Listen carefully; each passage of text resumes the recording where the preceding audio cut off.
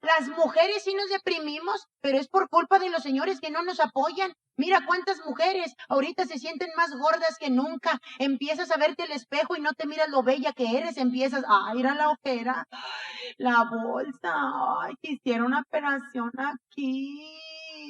Ya las chichis caídas, ir al pachiclón, la celulitis, ya te eres tu propia enemiga. Nadie lo había notado hasta que tú empezaste a decir, ¿eh? Es como cuando te pones un vestido y empiezas, sí se me ve bien. Es que aquí, como tengo bastante celulitis, siento que nadie se dio cuenta, ya avisaste, ahora todos van a estar sobre tu celulitis. No, señorita, usted si anda pasada de peso como yo, no se preocupe, crea, esto es de fe. Yo tengo mucha fe, yo soy muy creyente y yo pienso, si Dios me quisiera flaca, yo ya hubiera rebajado. ¿A poco no? Mira, si Dios me quisiera flaca, ya me hubiera mandado una diarrea fulminante y yo ya hubiera quedado seca. Pero hasta estreñida soy. O sea, Dios me quiere conservar así. Aparte, yo ya le eché bastantes ganas. Yo ahorita estoy en un plan de que, pues, que sea lo que Dios quiera. Mira, le eché bastante ganas antes de pandemia y logré rebajar 17 kilos con chingo de esfuerzo, tragando pura lechuga. Me sentía conejo, que lechuga, que jícama, que pepino, le hacía el fuchi a los pastelitos, el refresco ni lo veía, hasta lo extrañaba. Hasta yo decía, y si me lo tatúo de perdido para sentir que está en mi cuerpo el refresco. Bastante esfuerzo que hice. Entró la pandemia y ahí está el pedo. Mira cómo ando, mira cómo ando. Eso, ya te digo, estoy ahorita en mi zona de confort, con bastante fe. Cada mañana me despierto, me veo, estoy gorda y digo, Señor, tú sabes lo que haces. Y mientras voy a desayunar y me voy sobre lo que tengo. Es que sí, es que la gordura es rara. ¿A poco no? Porque sabes que estás gorda, te agüitas y te da un chingo de hambre. O sea, no me explico eso. Pero ¿sabes qué? A ti, mujer, que a lo mejor estás panzando ahí lo mismo que yo, ¿verdad? Sí, porque ya lo estamos panzando. Estamos echando panza. Si estás panzando eso, te digo, despreocúpate. Mira, voltea a ver a tu marido. Tú bien preocupada por verte bien. Obsérvalo a él. ¿Lo ves preocupado? Bueno, si lo trajeron, ¿verdad? Si no lo trajeron, pues ¿a quién observa? Fue a miar, deja el vato, ¿verdad? No. Bueno, aquí ese vato está flaco, ¿verdad? Está poquito, ¿verdad? Pues no le hace. También los flacos no se salvan, señor. O sea, así como a los vatos les gusta agarrar carne, a uno también. Y también con un flaco te dan ganas de vivir allá como en Yucatán, una marimba o a ver qué chingados, ¿verdad? También te entretienes. Cuando Rigoberto estuvo flaco en un tiempo, yo le cantaba, fue en un café. Así le hacía yo así, en las costillas. Pero no, ahorita ya le digo, oye, réntate por una banda. Así demasiado tanquezón. Pero fíjate, los hombres no se preocupan. Rigoberto el otro día llegó, porque así son los cabrones. Llegó, me abrazó. Y en vez de abrazarme bien, tienen una costumbre los hombres de pescarte de tu lonja. ¿Por qué? Agárrame una chicha, agárrame un coldo, agárrame otra cosa. ¿Por qué la lonja, cabrón? Te la agarran y todavía te le hacen, oh, no mami, fíjate, te hacen así, o sea, ¿para qué? ¿Para recordarte que estás lonjuda? Es más, ahorita sentada, ni siquiera te abrazan como si fueran sus compadres, fíjate, te echan la mano aquí. Y pudiéndote agarrar tu cachetito, tu orejita, no, tienen una mendiga maña de echarte el brazo para acá atrás y agarrarte la lonja que se te hace entre la axila y el brasier, ¿a poco no? Y luego te la masijonean, mira, ahí están todo el show, asás, asás, hasta te dejan bien morado esto de aquí, y todavía te dicen, está a gusto, ¿verdad? Tú a gusto, pues tú estás a gusto, yo no, porque me estás recordando que estoy gorda. Así me trae Rigoberto, me agarra de mis lonjas y yo sí me agüito. El otro día se la quise regresar y fue donde pensé, me estoy mortificando, dioquis. Los hombres tienen muchas cosas que aprendernos, pero también nosotras tenemos una que debemos aprenderle a ellos. El valemadrismo tan impresionante que tienen en su mente. A Rigoberto le dije, Rigoberto, ese pantalón ya no te anda cerrando bien. Ya sé. Fue todo lo que me dijo, no se agüitó. Hasta le dije, quisiera que nuestro amor fuera tan fuerte como ese botón que está sosteniendo esa presión. Que Rigoberto, ya bájale, ya estás bien gordo. Ya no te quede ese pantalón ridículo. Ya sé, güey. Déjame pongo un pants. Y güey, se puso un pants. Y siguió todo su día feliz. A mí me agarró mi lonja y todo el día anduve pensando, no, es que ya no quiero nada, ya no voy a tragar nada. Yo creo me voy a operar, me voy a hacer el bypass. Es más, que me quiten el estómago y me conecten el hocico con el fundillo para que se vaya rápido y directo. Fíjate, yo estaba así, todo lo que piensa uno y ellos no se apuran. Nada les mortifica. Y cuando digo que nada les mortifica, ejemplos en cualquier lugar hay, donde quiera. Mira, podemos ver aquí tan fácil. Mira, tenemos unos meseros. Ahí están. ¿Los ves mortificados por atender a la gente? No, no están así. O sea, ellos no les mortifica nada. Los del sonido los viste mortificados cuando no se oye. Así le hacen, a los vatos nada les mortifica y a nosotros todo. Basta, señoritas, hay que aprendernos a querer así como somos, a aceptarnos, a no exigirnos de más, porque nosotros las mujeres nos estamos mortificando y cada mortificación es 1 kilo más. Así de fácil. Cada que te mortificas engordas más, crecen más las calorías. Al principio llegan negados, ya después, según como va tomando alcohol el señor, se va agarrando como que otros modos. Ya después se pone en el modo sabelotodo, porque un hombre borracho cree que lo sabe todo, cualquier tema, y metiche como él solo. Están hablando en la mesa de atrás de otra cosa. ¿A quién, compadre? ¿Quién te dijo eso? ¿Qué te importa? Tú ni es tu mesa, ni lo conoces, pero ahí está dando su opinión. Ya después, cuando un hombre está más borracho, entran a la etapa del ventilador. Parecen ventilador de esos de pedestal, nomás están así.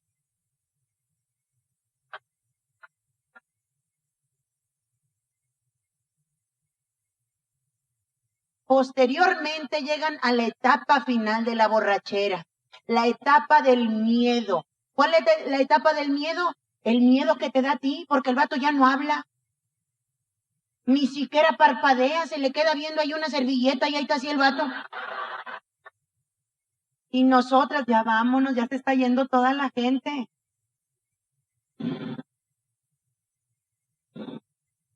Ahí voy. Vámonos ya, ven, te ayudo. Cálmate, cálmate. Vine solo y solo me voy. ¿Cuál solo, cabrón? Viniste conmigo. Fíjate, ya no sabe ni con quién vino. ¿Dónde sale? Agarra el coche. Ya ni manejar saben. Mejor váyase caminando, señor. Si va a salir bien pedo, váyase caminando. Porque ni siquiera saben abrirle al coche. Se les olvida, le pican a todos los botones. Ya lo hizo allí gritar el carro con la alarma. Terco a subirse a otro. Me ha tocado el otro día Rigoberto, mi marido, trepado en otra camioneta. Y yo hasta que fui, ¿qué chingados? Oye, súbete, esta no es de nosotros, cabrón, bájate a la fregada. Porque andaba ya muy mal.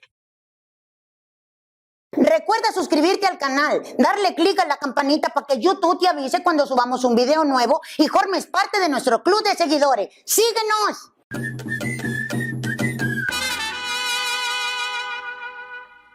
Yo lo reconozco, porque algo que tengo yo es que reconozco los errores. Y la mera verdad, yo me equivoqué mucho tiempo, criticaba a las mujeres que parían por cesárea. Yo decía, viejas huevonas que no les gusta batallar. Hoy, mis respetos para esas mujeres que han pasado. Es un trauma muy cabrón para el cuerpo, porque no se le olvida el cuerpo. Es enseñanza chingada que aprendió. No, es que mira, las de parto natural, sí, batallas, pujas, 2, 3 días, ya estás buena. Las de cesárea, que chingados, la cuarentena no te dura para nada, para alivianarte.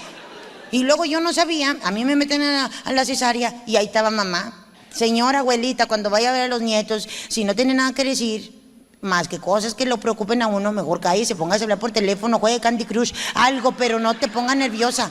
Mamá empezó, ay, hija de mi vida, te van a operar, ay, no. Y luego estaba mi tía Socorro ahí. ¿Cómo ves, Coco? ¿Cómo ves? Ay, nomás no te vayas a mover nada, hija, nada te muevas. Cuando te pongan la raquia, porque es una agujota bien grande y bien gruesota, que te la ponen así en la columna y pasa por donde están todos los nervios del cuerpo. Después te quedas inválida. ¿Ya ves Chepina cómo se quedó? Sí, cierto, Chepina. Ay, trillizos y no, qué bruta, no caminó jamás. Y todo por la raquia, porque se movió, nada más lo hizo así y se le labió todo. Ahí están sus criaturas, aprendieron a caminar porque se los amarraba en la silla de ruedas para que caminaran. Pobrecita, tan linda, fíjate, así, a la madre, yo, ay, no me voy a mover. Y luego me dice mamá, y si te da sueño, no te duermas. No te duermas, es el peor sueño, ese sueño no es bueno, hija, es el sueño de la muerte. ¡Vamos, cabrón! O si yo no había dormido ya 3 días, oye, la chingada, yo ya tenía sueño de... No, y el que yo, se me dice, como me estoy muriendo, yo, ama, porque ya me dio mucho sueño. No te duermas, haz lo que sea, pero no te duermas. Te pasan sola para el quirófano. Yo descubro que embarazada puedo hacer muchas cosas. Yo embarazada hacía unas panzas enormes y no me agachaba. Yo, la madre, se me cayó, chingada. Así, mira, ese día, para la raquia, el anestesiólogo, póngase derecha, ya, agáchese. ¿Cómo? Agáchese hacia adelante. No, agáchese más. A ver, agáchese de aquí. Más. Le digo, es que me está topando la panza y no puedo. Sí puede, no puedo, sí.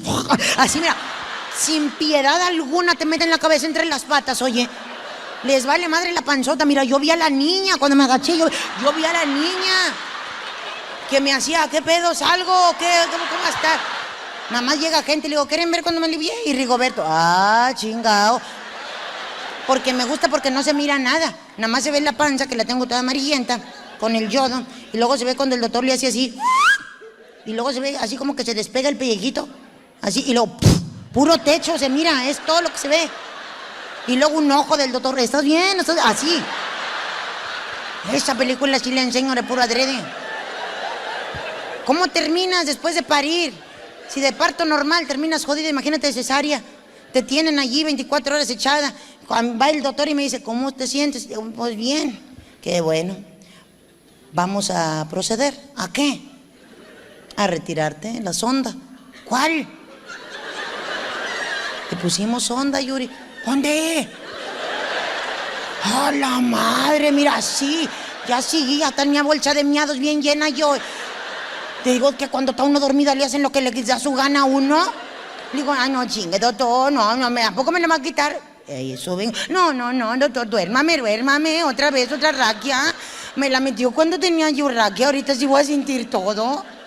No te preocupes. Bueno, no te la quito, si quieres no te la quito, nomás déjame deshacer el baloncito, traes un baloncito. Está balones ahora, ¿por qué? Si es niña, una muñeca, otra cosa. Traes un baloncito ahí, deja nada más, le quito, trae un liquidito. A ver, relájate. Ay. Ahí está. ¿Ves? Ya se desinfló el baloncito. ¿Te dolió? No. ¿Lo quitamos? No se atreva, doctora, a quitar. No te preocupes, mañana la quitamos, ¿ok? Sí, mejor.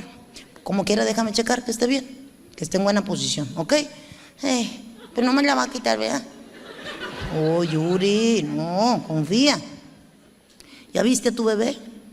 Pues ya, ¿y cómo está? Fíjese que... así me... Digo, doctor, nada más le dio el jalón a la mendiga. Mira, me esperó a que yo hablara para que aflojara y me le digo, no, yo así, ay, doctor, me sacó un riñón. No, yo no sabía que me había sacado, oye. ¿Tú crees que el doctor te dice, ay, pinche idiota que traes, no camines? Que jodidos a caminar. La primer levantada después de una cesárea, no. Y luego me mandan a una enfermería de 45 kilos, oye. Y le digo, hija, ¿no hay alguien más, hija, que te apoye aquí? Soy su enfermera. Le digo, sí, gracias. Le digo, pero me voy a levantar, le digo, tráete a alguien, no sé, al vigilante de la puerta, no sé, a alguien. Yo estoy capacitada para ayudarla. Le digo, pero yo no estoy capacitada para caerme ahorita, hija, no se preocupe, no, donde me levanté, mira, sentí que las tripas, ¡pum! Así, la chica, la presión se me bajó, no, ya yo, agárrame, la tengo abrazada, ni la sentía, la pobre libelo, la chica, Déjame aquí un rato, ahí todavía, hasta que se me pasó. A mí sí me anda cayendo muy gordo eso, que se quieran adjudicar cosas que no les corresponde, señores. Antes decían, mi esposa está embarazada. Ahora, ¿cómo dicen? Estamos embarazados. Qué hocico tan desocupado de cabrones, de veras. Estamos. Bueno, fuera, cabrón, que estuviéramos. Que me dé el calambre embarazada. Ay, ten, agárralo tú. O sea, estamos embarazados. Ay, el gómito, vomita tú, yo ya me cansé, voto. Así, que se pase así. Imagínate, estaría muy bien que con un voto te pases ahí pues las quejaciones y todas las cosas que nos dan embarazadas. Pero no, y ahora ya ves que como yo no sé quién se le ocurrió, ¿verdad? Ahora que van a decir el sexo de la criatura con un pinche globo gigante. Ya son los vatos más alborotados que nosotras, de veras. Antes te emocionaba el baby shower, ahora ya no, ya uno ya así de qué vas a hacer. No, espérate, el globo, hay que checar el globo. Ya nos dijeron qué es, hay que organizar todo el pedo. Y más cuando es niño, cállate los hijos, anda vuelto loco el vato, no haya ni cómo decirlo. Y siempre el que revienta el globo es él, ¿te fijas? La pobre mujer así de, ay, yo me siento bien mal. Ay, cabrón, ya lo que sea, yo ya lo acepto como esté. Fíjate las fotos y todos los videos de cuando revientan globos, la mamá se ve empinada así de, porque se tuvo que aventar toda la fiesta, pero el vato en chinga, ¿qué será? ¿Qué será? Así, en un pedo los cabrones, y fíjate, y luego, ¿listos? 1, 2, lo revienta, azul, todos corren a felicitar al vato, todos, felicidades, gracias, cabrón, y tú empinada, sí, felicidades a él, yo lo traigo, pero felicítenlo a él. Fíjate, o sea, nos mandan a la jodida. Como cuando nace un bebé, yo siempre les digo, cuando nace un bebé, todo el mundo lo vamos a ver al hospital. Y todos les llevamos, ay, un regalito para el bebé. ¿Por qué al bebé? El bebé no sabe ni qué pedo. Llévaselo a la señora, está empinada, así de, ay, toda jodida de haber parido. Y nadie ni siquiera le avientas una crema para las estrías, nada. Cuando visites a una recién parida, al niño ya le hicieron baby shower, llévale algo a ella, un detallito, un perfumito, una cremita, no sé, un paquete de toallas, que no hagas lo que sea, algo, pero que te acordates de ella.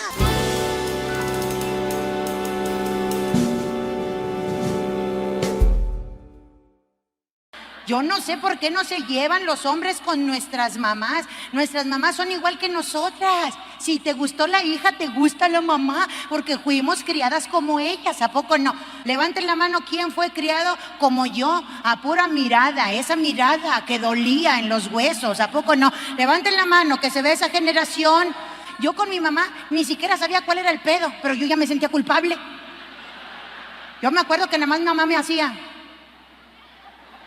Y yo en chinga, fíjate, por eso dicen, Yuridia, eres bien ágil de mente, gracias a mi mamá, porque nada más me hacía así y yo en chinga recorriendo todo el día, ¿qué hice? ¿Qué fue donde cometí el error? Fíjate, empezaba a revolucionar la rata para atrás, la rata cerebral, ahí estaba yo. Ahorita, los niños de ahora, aunque les digas, si te hago así, es que te calles. Haz de cuenta que no le dijiste nada a la criatura. O haz de cuenta que le dijiste, lúcete, mijo, lúcete delante de la gente. Cuando el niño empieza, el otro día mi papá llegó bien pedo, ¿verdad, mami? Y yo uno así de...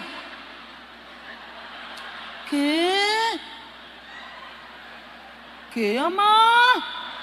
¿Te da más vergüenza a ti? Nada, mijito, nada. Pues me estás pelando los ojotes. Fíjate, luego, indiscreción. Igual que el papá. Porque los hombres, de veras, eso es lo que le heredan a los hijos, a ser indiscretos. Fíjate, las mujeres no necesitamos hablar para comunicarnos, ¿a poco no? Con los puros ojos. Si ahorita llega una vieja que te cae gorda, con los puros ojos le dices a tu compañera así de... Y tu compañera te responde así de...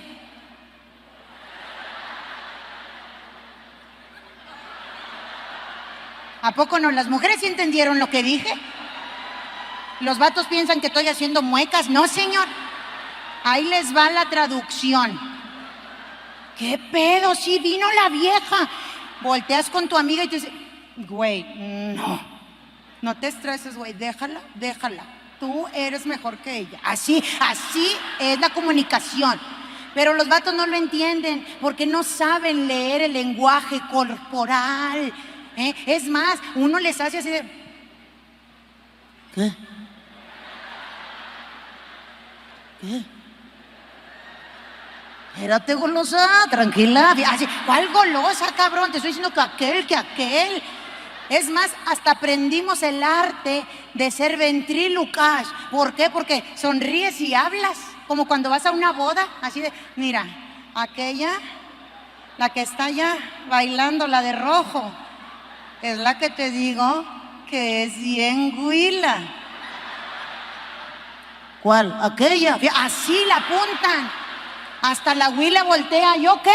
Porque siente. Nosotras cuántas veces nos hemos chutado a su familia cuando no te caen bien. Siempre hay un familiar de él que no toleras, que no soportas. Por ejemplo, la tía. Yo no soporto a la tía Rigoberto. Ay, no, es que esa señora, hasta ni quiero hablar de ella porque me da coraje. Es de esas señoras metiches, sin qué hacer. Ay, no sé, como que se compró otra vida y la viva aparte, porque todo pregunta la señora. Nada más llego y, ¿cómo estás? Y yo, bien, gracias a Dios. Qué bueno, sin trabajo, ¿verdad? Y yo, pues no, está todo cerrado, ahorita no hay ni cómo trabajar. Ay, no, pues se te acabó la fama. Y yo, no, pues eso está en las redes sociales. Pues fíjate nomás. A mí cuando mi sobrino me dijo que eras artista, yo ni me la creía. Dije, no soy artista, soy conferencista, que es muy diferente, señora. Y cuando quiera ir a una conferencia, no, cállate a darte consejos, ya te está jode. Y ya le he dicho a Rigoberto, no me cae tu tía, cabrón, no me cae. Y Rigoberto chingue, la invita a la casa. En cambio, cuando yo voy a casa de mamá, Rigoberto, yo no quiero ir. Rigoberto, no te estoy preguntando, yo siempre voy cuando tú vas a tu casa, por eso. Es diferente, o sea, mi tía es mi tía y acá estás hablando de mi suegra, o sea, la señora nunca me ha querido. Y es que sí es cierto, mamá nunca ha querido a Rigoberto. Ya después son cosas de esas que dice uno, qué razón tenía mi madre. Porque mi mamá desde que yo era novia de Rigoberto me lo dijo. Ay, hija, yo no sé qué le ves a este cabrón. Feo, esa nariz de chile jalapeño que tiene. Y todavía la tiene chueca para acabarla de chingar. Tiene esas entradas tan pronunciadas en la frente. Y yo enamorada como todas lo defendía, amá. No importa, no se fijen en lo exterior, fíjense en lo interior. No, yo con lo de afuera tengo, ¿para qué le trasculco más? Me decía mi madre, fíjate. Las entradas, mamá, es porque dicen que la gente con entradas es gente inteligente. Pues sí, pero terminó siendo un genio el cabrón, sin saber nada, ya se está quedando pelón, pelecha de a madre. Mamá me lo decía y yo nunca le hice caso. Hoy cuando voy con mi mamá tengo que llegar sonriente, aunque me acabe de encabronar con Rigoberto. ¿Cuántas no hemos hecho eso? Que te peleas afuera de la casa de tu mamá en el carro y uno está llorando y chingada. Hombre, Rigoberto, de verdad. Y vamos a entrar y no quiero que le hagan mala cara a mi mamá, porque mi mamá no tiene por qué enterarse de los problemas tuyos y míos. Que te quede claro. Y hasta es una buena actriz así. Venga, y te bajas. Hola, ma. Llega uno con la sonrisa. Los vatos ni discretos son. Se lo pides de favor y todavía llega Rigoberto. ¿Cómo está? Y mi mamá, ¿ahora? ¿Por qué andas encabronado? No, pues pregúntale a su hija. Ay, ma, no viene enojado, trae sueño. ¿Me da, Rigoberto? Que trae sueño. Válgame. Pues ya serás momia, cabrón, siempre dormido. Ya mejor que te vayan buscando el lugar para que siempre estés ahí de exhibición. Fíjate, mamá se lo chinga. Y Rigoberto, en vez de que se calle, pues si quiere le aparta un lugar. Fíjate, chingue siempre Rigoberto con mamá. Porque tengo 15 días encabronada contigo. 15 días que no te dirijo la palabra. 15 días que te aviento el plato de comida. 15 días que no dejo que me toques. Pues avisa, yo como chingado voy a saber. Yo pensando que andas en tus días, mujer. 15 días en mis días, cabrón. Por eso, y porque nunca te ha importado esta relación. Por eso me voy y me llevo a mis hijos, que fue lo único bonito de esta relación. Vámonos, niños. Fíjate, y te sales de tu casa. Ahora sí, como dicen en el Facebook, con tu expectativa contra la realidad. Expectativa. Tú te imaginas que al salirte de tu casa, el vato va a salir: amor de mi vida, no te vayas. No sé qué haría yo sin ti. Pero la realidad es que el vato se sigue quedando sentado en el sillón donde estaba y nomás te dice: ya, mujer, ay, chingao contigo. ¿Te vas a ir? Ay, no, mujer, ¿te vas a ir? Ustedes también, niños, ¿para qué le hacen caso también? Ay, no. Estoy hablando, mujer. ¿Sí te vas a ir? Pues no estás viendo, cabrón, que ya me fui. Pues cierra la puerta, se va a salir el perro. Fíjate lo que le importa al cabrón. Le tiene más miedo a salir a corretear al perro que ni a su mujer. Y lo peor es que las mujeres les damos señales. Les decimos: no me busques en casa de mi mamá. Ya, todavía le dices dónde vas a estar. Y todavía el cabrón: no, yo con la señora esa ni me paro. Fíjate, o sea, luego.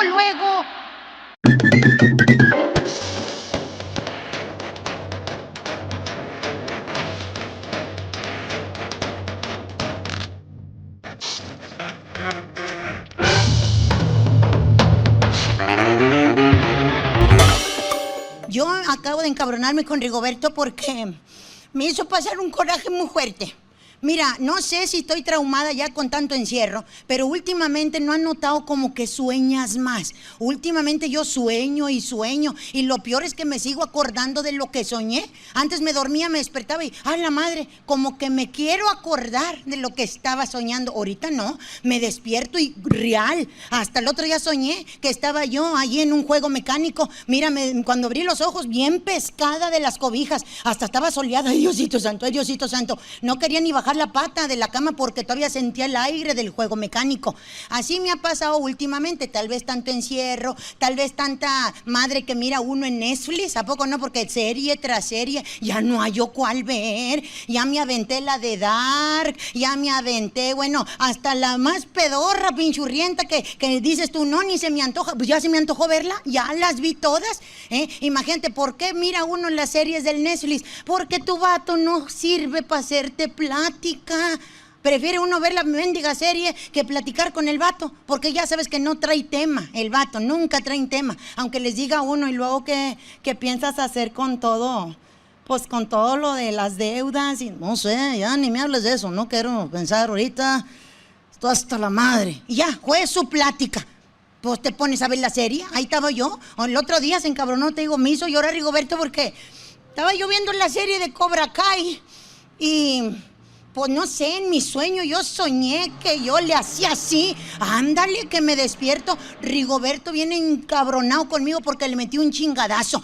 Imagínate nomás. Y yo todavía, es que yo estaba soñando que el señor Miyagi me decía, así, pulir y la chingada. Y me decía: por eso, cabrona, no jodas. ¿Qué sueños son esos? Fíjate, el vato encabronado conmigo. Peor sentí cuando un día, no sé si a ustedes les haya pasado, pero el otro día me mié.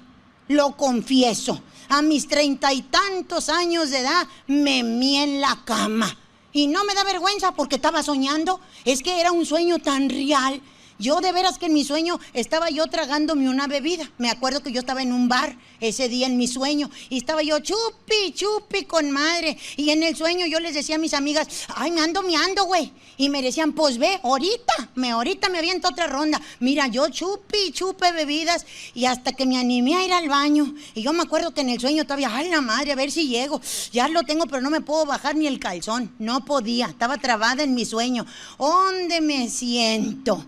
Y empiezo a miar re bonito. Pero fíjate, hasta en el sueño llevaba yo medidas de seguridad porque me eché el gel antibacterial, tapicé el excusado con rollo, le eché ahí el spraycillo satanizante, bien satanizado todo. La bolsa no la colgué porque sabrá Dios qué virus hay allí. Me la tendí aquí en el pescuezo y empecé a miar a gusto en mi sueño. Estaba yo en esa miada deliciosa que hasta sientes calentito y escalofrillitos sabrosos por toda la columna vertebral, cuando nomás a lo lejos escuché: ¡no chingues! Y yo, ay, la madre, Rigoberto, hasta en mis sueños de peda me persigues, cabrón. Pinche cochina! Allí abrí los ojos. ¿Qué? ¡Te estás meando, cabrona! ¡Ya me measte toda la pierna! Fíjate, a la madre. Y mira que nunca meo de esa manera. Era un charqueral. Y Rigoberto encabronado. No, hombre, no jodas. Todo meado. ¿Por qué, cochina? Rigoberto, no sé, te lo juro que yo estoy soñando que estoy meando. Por eso, ¿cómo no vas a sentir? Pues es que lo peor es que yo no puedo parar la miada. Una vez que sale, yo no tengo esa capacidad de... No, a lo mejor me faltan ejercicios Kegel, ya ves que eso es que como que uno ya no aprieta mucho, ¿verdad? Y es por huevona, porque sí, o sea, puedo estar yo apretando ahorita y usted no se da cuenta. Pero o aprieto la panza para verme más delgada o aprieto la cola, o sea, ¿qué se ve más? ¿Qué se ve más? Pues la panza. Yo prefiero apretar la panza. La cola, hay que después me hagan allí la vaginoplastía. Ya me vi diciéndole al doctor, opéreme esta. Déjemela bonita y póngale colágeno a los labios para que se vean seductores. ¡Ándale! Pero ¿para qué se anda haciendo uno esa chingadera? Si el vato como quiera, te lo va a ver y al contrario, ¡a la madre! ¿Qué es eso? Parece bagre esa chingadera. O sea, no valora nada de lo que uno hace. Eso sí, te pedorrean por un errorcillo que tuve, miarme. Los niños se mean a cada rato y uno no les puede decir nada, porque ahorita como estamos en la generación cristal, yo le llamo generación mazapán a todas las criaturas que andan ahorita, toda esa gente que intocable, que lo tienes que abrir así como un mazapán, despacito, despacito, porque de lo que te acuerdas ya se te desmadró y se hizo un pedacerío por todos lados. Así hay que tratar ahorita a los niños. El otro día, mi niña más chiquita, Piliberta, se me meó en la cama. Y le dije, mijita, no jodas, hijita, eso no está bien. Por eso te digo, no tomes jugo tan noche. Ah, ¿dónde llega Rigoberto en vez de apoyarme? Pues si lo hiciste tú, cochina. Si tú te miaste, que no lo haga la niña que está más chiquita. Pues sí, pero yo estaba soñando. Por eso, déjala, la niña. Son como que eran miadillos de ella. Tú con todas las chingaderas que tragas y las vitaminas esas que te estás poniendo y ahora tragates espárragos, no jodas, bien hediondo esa chingadera. Yo nada más les digo a todos y cada uno de ustedes, señor, gócese a su familia. El coronavirus yo creo que lo único que nos trajo fue más unión familiar. O más desunión, a lo mejor ya te divorciaste en el coronavirus, a lo mejor cuando empezó el año estabas casado y ahorita ya te dejó tu vieja, pues por insoportable, cabrón, ¿qué quieres que haga? ¿Qué quieres que haga la pobre? Ahorita disfrútese a su familia, gócese a sus hijos, ayúdele a su mujer con las clases virtuales, chuliela, hágale el delicioso cuando ella tenga ganas, no cuando a usted, su amigo, se lo mande, porque tan jode, que cuando te hacen el trabajo, mira, pa' 8 segundos que duran, y todavía te dicen, ¿qué te dije, cabrona, ¿Qué te dije? Que te iba a dar una desconocida. Y uno así de, pues dámela, cabrón, dámela. No llenas, golosa, no llenas. O sea, ¿tú crees que con 8 segundos, como en el rodeo, uno va a llenar? No, señor. Consienta a su mujer, besa a tu vieja, aunque sea con cubrebocas. Sé que es muy incómodo usar el cubrebocas, sobre todo yo utilizo anteojos. La mayoría de las veces, ahorita no los traigo, yo creo también por eso no veo nada. Entonces, luces, oscuro y sin lentes no veo ni madre, pero imagínate, con el bozal que te pones en el hocico del cubrebocas, no sé por qué chingados se sale un vapor por aquí. ¿A poco no? Los que tienen lentes saben lo que estoy hablando. Empiezas a ver todo nublado. Ya la madre, lo mismo que ves nubloso hace que te desesperes y te haces el chingado cubrebocas así. Y tienes en tu mente, a lo mejor ya agarré el virus, donde le dice, ya me lo metí muy profundamente. Ahí estás, todo traumado. Salieron las caretas depende del plástico con que se hagan. La que yo traigo, yo miro curioso, voy caminando y hasta le hago así, porque como que miro un pozo para abajo, así estoy. Venden unos cubrebocas transparentes que te lo agarres de la barbilla.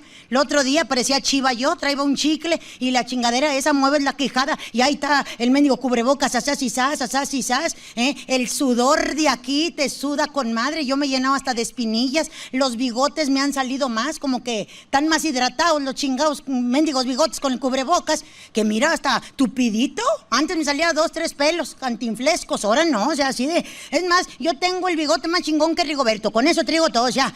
Yo sí le digo a Rigoberto, aguas cabrón, porque en una de esas te doy tu revés y te doy tu desconocida yo.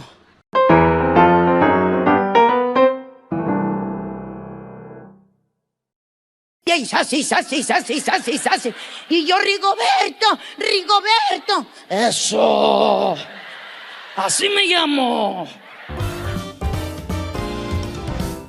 La terapeuta nos dijo a Rigoberto y a mí que nos hacía falta más comunicación sexual. Yo le dije a él, yo sí me comunico sexualmente, donde me toque. Me toca arriba y me comunico.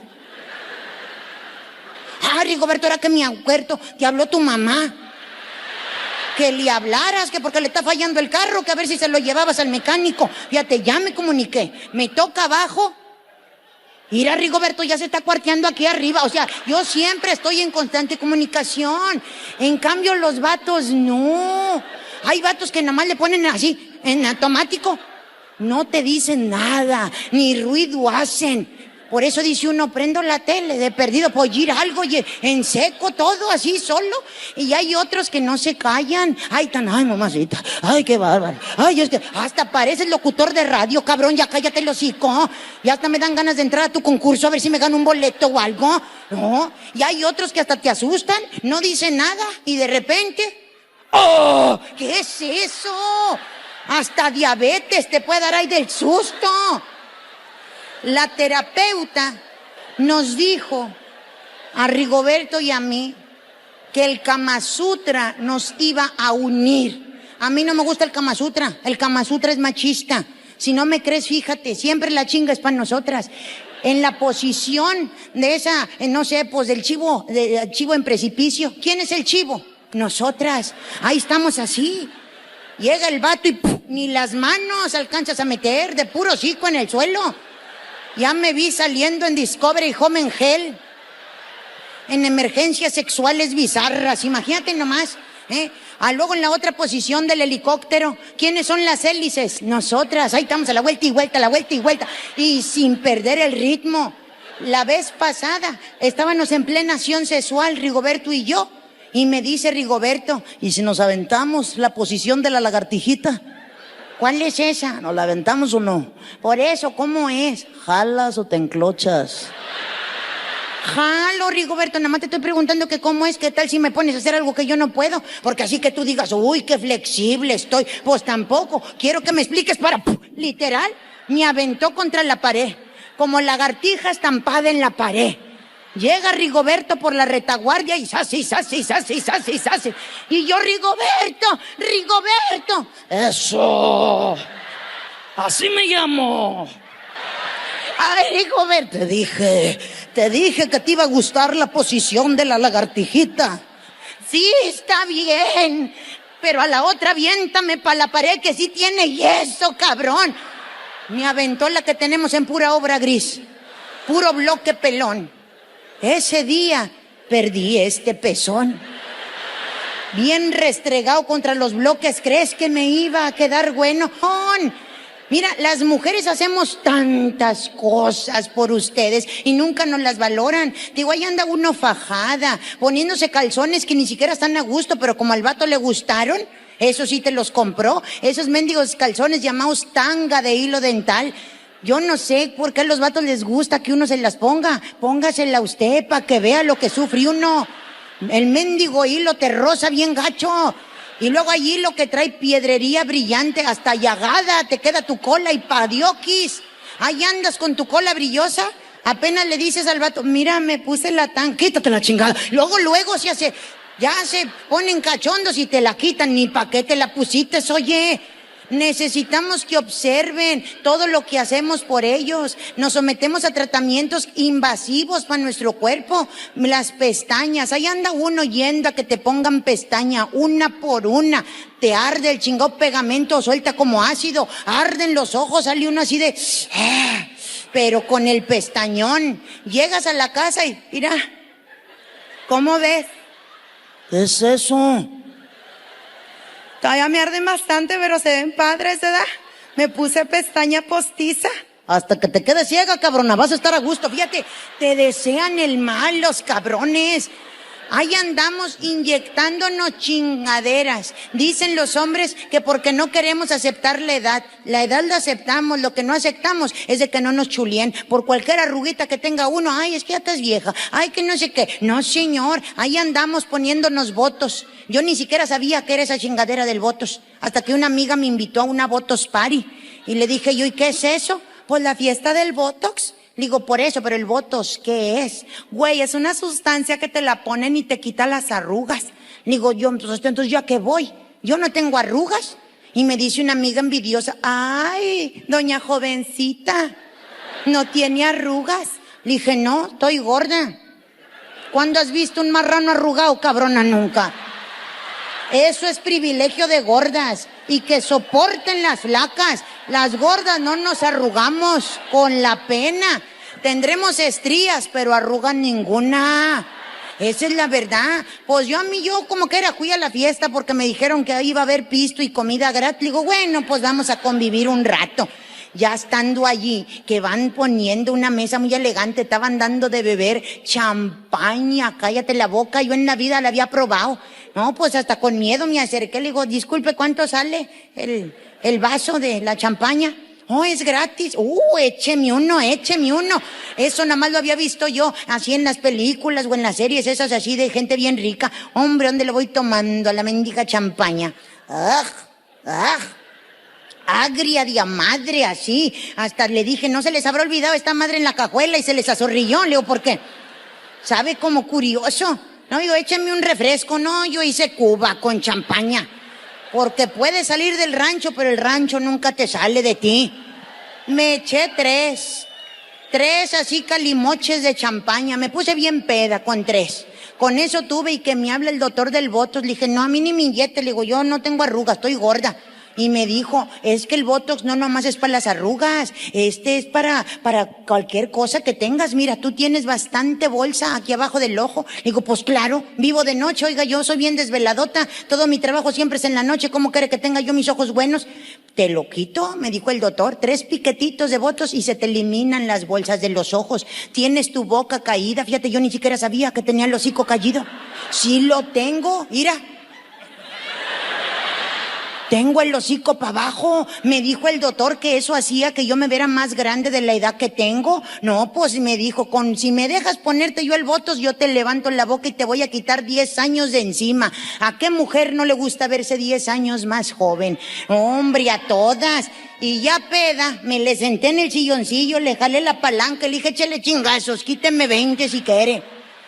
El botox, si te has puesto botox, ¿sabes lo que te estoy diciendo? Esa madre arde bien gacho, parece que te están quemando por dentro. Llego a la casa bien botoxiada. Ahí estaba Rigoberto. Llego y le digo,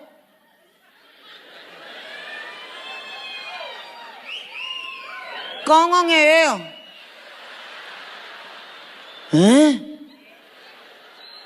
¿Cómo me veo? ¿Qué tienes? Mírame, Rigoberto, mírame.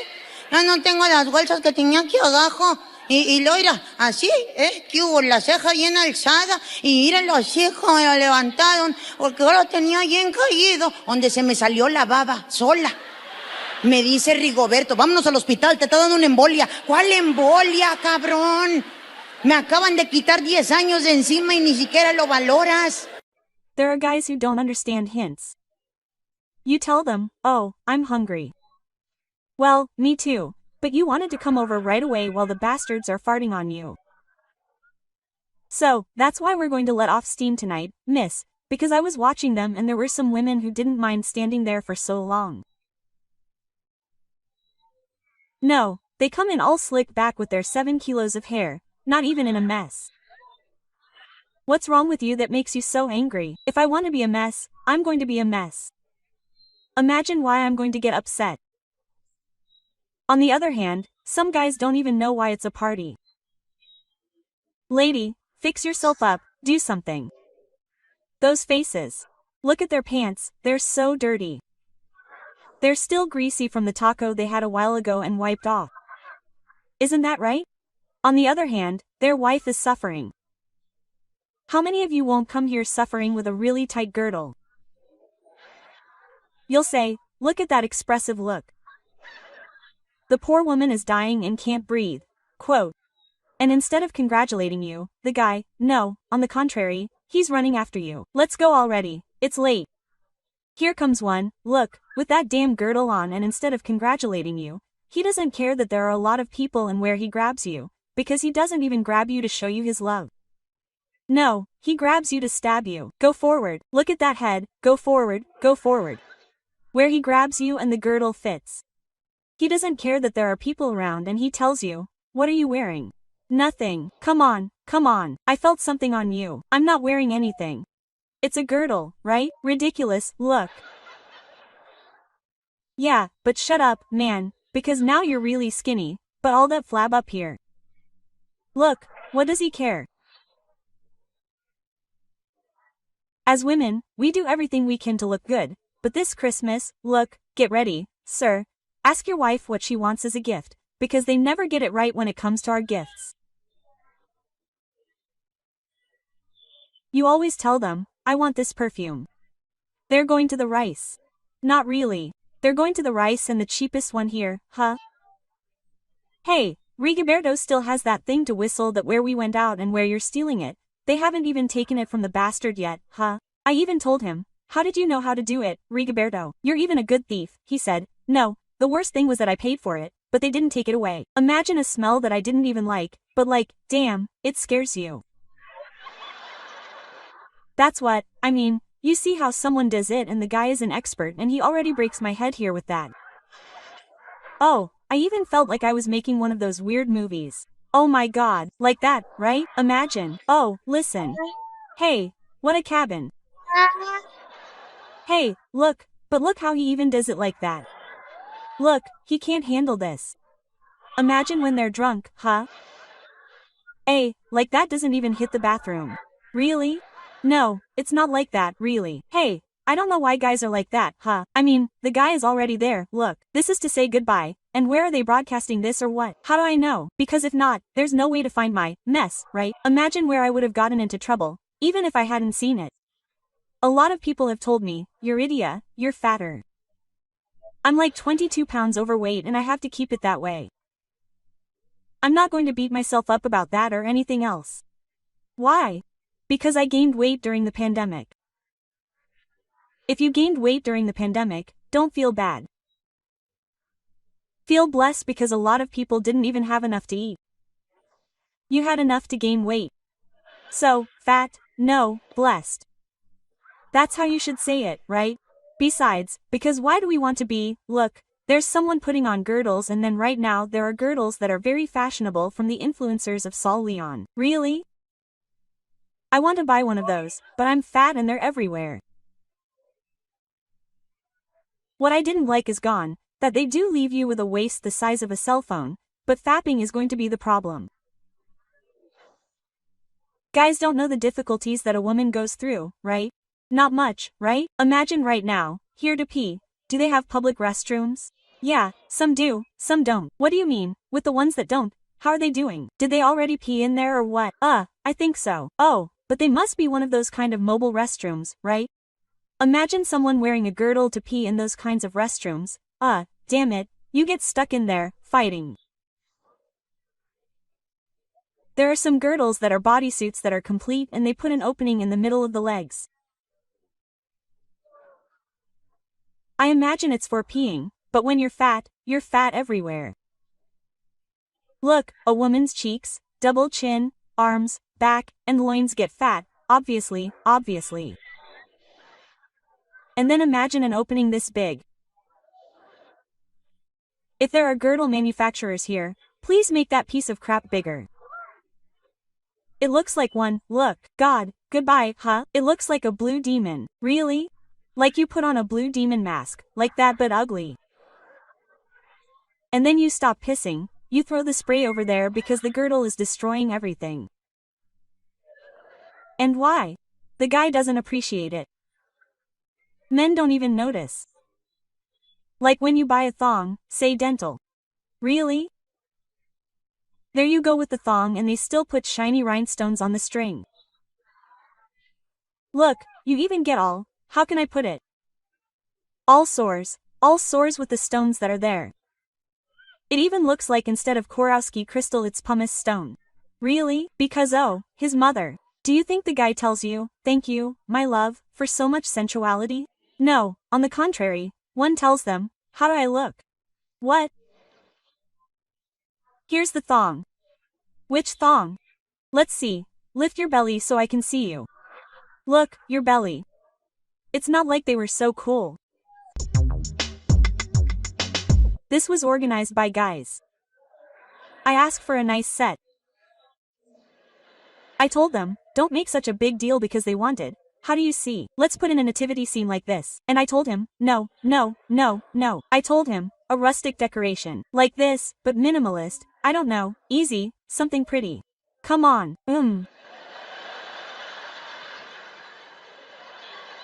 The dove and the sparrow. Come on, beautiful little brunette. Imagine that. And what about nature? Present. That's it. Put the palms up and a guy will come and lift them. Man, just go ahead. I mean, what would it have cost them to put a Christmas border there? Some Christmas lights, something, but they're not guys. That's what I tell them. I can't and they're silent. They can't handle it anymore. Because since I got here I told him, what's the deal? I mean, where's the decoration? Quote, there it is. I mean, the bird is turning around in the air. It's turning around and everything. It's been like this since the last show, it's blocked. This guy must be a dude too because he doesn't turn around and this is a woman, of course. Hey, what's the deal? Here I am. You can see the feminine and the masculine everywhere. Do you see? I mean, I told you. I had my own clothes made and everything and even though I look like a Christmas ornament, I told him, okay, I said, this doesn't go well with white, but it's okay, no problem. The point is to put on my sneakers with Swarovski crystals so that the suit looks good. Quote, I also wanted them with Swarovski crystals, but it would have been very expensive. I told her, no, it's fine with sequins. The point is to shine, right? Quote, and you don't need to wear a suit like this. Women shine because we shine, right? That's how we bring our own light, ladies. That's why we have to shine. Remember to subscribe to the channel, click the bell so YouTube will notify you when we upload a new video and you'll be part of our fan club. It even seems like they pay the guy to change it. There it is. Change it. Out of 1,800 channels, they keep switching the TV. All you hear... Ah! That's how it sounds. Wow, it seems like you're in China, you don't understand them. That's why they're so annoying, huh? Let her go. Well, here we go. And I tell him, look, here's one. Nah, but that's not cool. Why not? I mean, it doesn't look cool, it looks ugly. Yeah, right. It's ugly. Keep going. They give you the water so you can gulp it down. Look, they're telling you to gulp down the water, fatso. That's what the waiters are indirectly telling you. Sushi. And if you get angry, you're screwed. Yeah, I mean, they already made you go on a diet that you didn't want. You go to a party where there are only women, and what do they feed you? Chicken. Always chicken breast with steamed vegetables and a little bit. About 3 strands of spaghetti. That's all they give you. Go to a party with men, just so you know. Oh, I pissed him off and he went to lie down in the living room. That day I remember that for the first time in 10 years, I got to know my mattress completely. There were pieces that I had never been lying on. Look, I felt like a pig in the living room, turning over and over on my mattress. And look, the guys make a hole in the mattress. Have you noticed that they make a hole? Hey, where I turn over, bam, I hit a hole. Oh, bastard. Why is that where he lies down?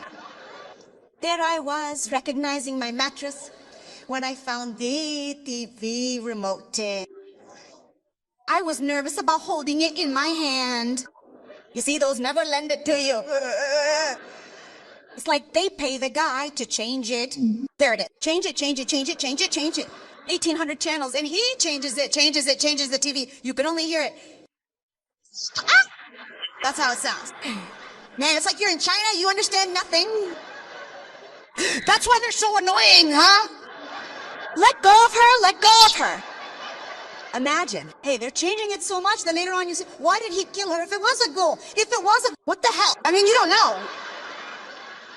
Well, come on. That day when I had the remote control in my hand, I felt like a dude. There were so many channels that I wanted to watch, right? Until I said, I'm not going to make that mistake. I flipped a coin toss of Tin Marine, De Pingu, Kukarab, Tiri. It landed on the Discovery Channel. I would have never watched that damn channel. That's precisely what motels and self-catering hotels are for, so that you can go and give free rein to your passion. He said, look, wait, motels? I mean, they're not where they take the shot over there. No. I mean, yes, but no. Because we women who are married to our husbands also use that to give free rein to our sexuality. No, we don't have to repress our sexuality. And another one came out. Yes, it's true, I've done it. And the other one too. Yes, of course. Me too. I mean, not me. Well, I went home with my head really hot. Rigoberto was watching TV and I said to him, Rigoberto, I want to talk to you. Stop with that blasted TV and listen to me. Rigoberto, I've never asked you for anything. What's more, I forgave you for making fun of me the day I danced erotically for you. But you didn't give me anything on the day of love either. And today I have a request. What? I want to go to a motel, okay? I want to go to a motel, Rigoberto. That's why I feel like it, and because I have the right to let loose and not hold back my sexuality. Well, let's go if you want. Yes, I want to go. I want to go to one of those transient motels. Whatever you want. Where is one? You're already acting ridiculous.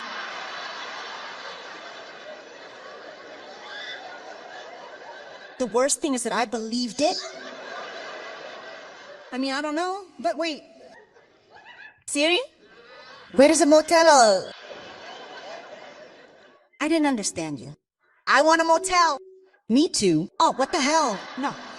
I mean, let's go, Rigoberto. Let's go in the car right now. Let's see, we'll find one around here right now. Well, here we go. And I tell him, look, here's one. No, but that's not cool. How could it not? I mean, it doesn't look cool. It looks ugly. Yeah, that's right. It's ugly. Go ahead. Further. Hey, let's move forward. We found a really nice one. Look, with some columns like this, with pink spotlights. It was called El Palacio Rosa, the El Palacio Rosa Motel over there in Monterrey. Well, I tell him, doesn't it look nice? Rigoberto, well, yes, it's nice. I just want to see if they have water, because last time, the water and drainage guys were doing maintenance, and I don't think they did. Let's see if they're finished yet. Well, I want to go there. Take me to that motel. Well, here we go. The women who have been to a motel, which I know right now, are going to say, never, right? But if you haven't been, go. It's really something else. I mean, no more to make the bastard spend. Let's go. Oh, well, here we are. I don't know what they're like here, right? Transient motels, those auto motels, right? But in Monterrey, you arrive and a guy greets you. Look, in Guadalajara, for example, they have a mother there. You push a button and another bastard is talking to you. Over there in Monterrey, a guy comes out and greets you, man. And when I see him getting closer to the car, I slipped on the seat. Just because of the window, he was just looking up at me. And Rigoberto, stand up. Rigoberto embarrasses me so much. Don't let them recognize me. Stand up, you're compromising me? They're gonna say I'm bringing a child with me. Stand up. Well, I'll stand up and even take my braids down and throw my hair in my face. And the guy from the hotel comes over and says, what's up, Rigo? Rigoberto, huh? Yeah, he's the brother of a coworker. Well, there's Rigoberto negotiating. I want a room. Yeah, Simon. Which one? One of those for 400? 500 or with a jacuzzi? With a jacuzzi, Rigoberto. With what? With a jacuzzi, Rigoberto. I want the jacuzzi. I've never been in one. I want a jacuzzi. A party. Well, I don't know, a baby shower, a bachelorette party. You arrive, and right away in the fancy room, and they give you glasses of water. Water. Why water? Because there aren't enough flies for the flies to go away with the water. They give you that water so you swallow it. Look, they're telling you to swallow water, fatso. That's what the waiters are telling you indirectly. And if you get drunk, you're screwed. Yeah, I mean, they already made you go on a diet that you didn't want. You go to a party where there are only women, and what do they give you to eat? Chicken. Always chicken breast with steamed vegetables and a little bit, about 3 strands of spaghetti. That's all they give you. Go to a party with men so you can see what kind of water it is. Pure beer in bulk. Even more fools who want to waste that expensive whiskey, huh? Even if it's that black and white they sell over there at Oxo, but the guy is drinking whiskey all the way with water, mineral water, and arbakalaba. The diet they have, barbecue carnitas, look, I mean, they don't care. And they're always sympathizing with us women. That's why I tell everyone enough is enough. We'll get fat, but what's the big deal? You have to be happy. Could it be that I haven't given up? I'm a big believer. I believe in God a lot, and I think if God wanted me thin, I would have lost weight already. But of course, the Lord must have some mission for me because He is so powerful that He would have sent me a devastating dating diarrhea so that I would lose weight, but I'm even constipated. I mean, He wants to keep me like this.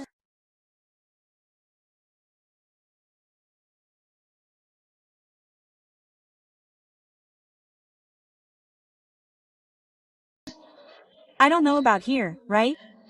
Until the weddings are over, the 15th birthdays. I live in the city of Monterey, and there at 4 in the morning the party is just starting to get going.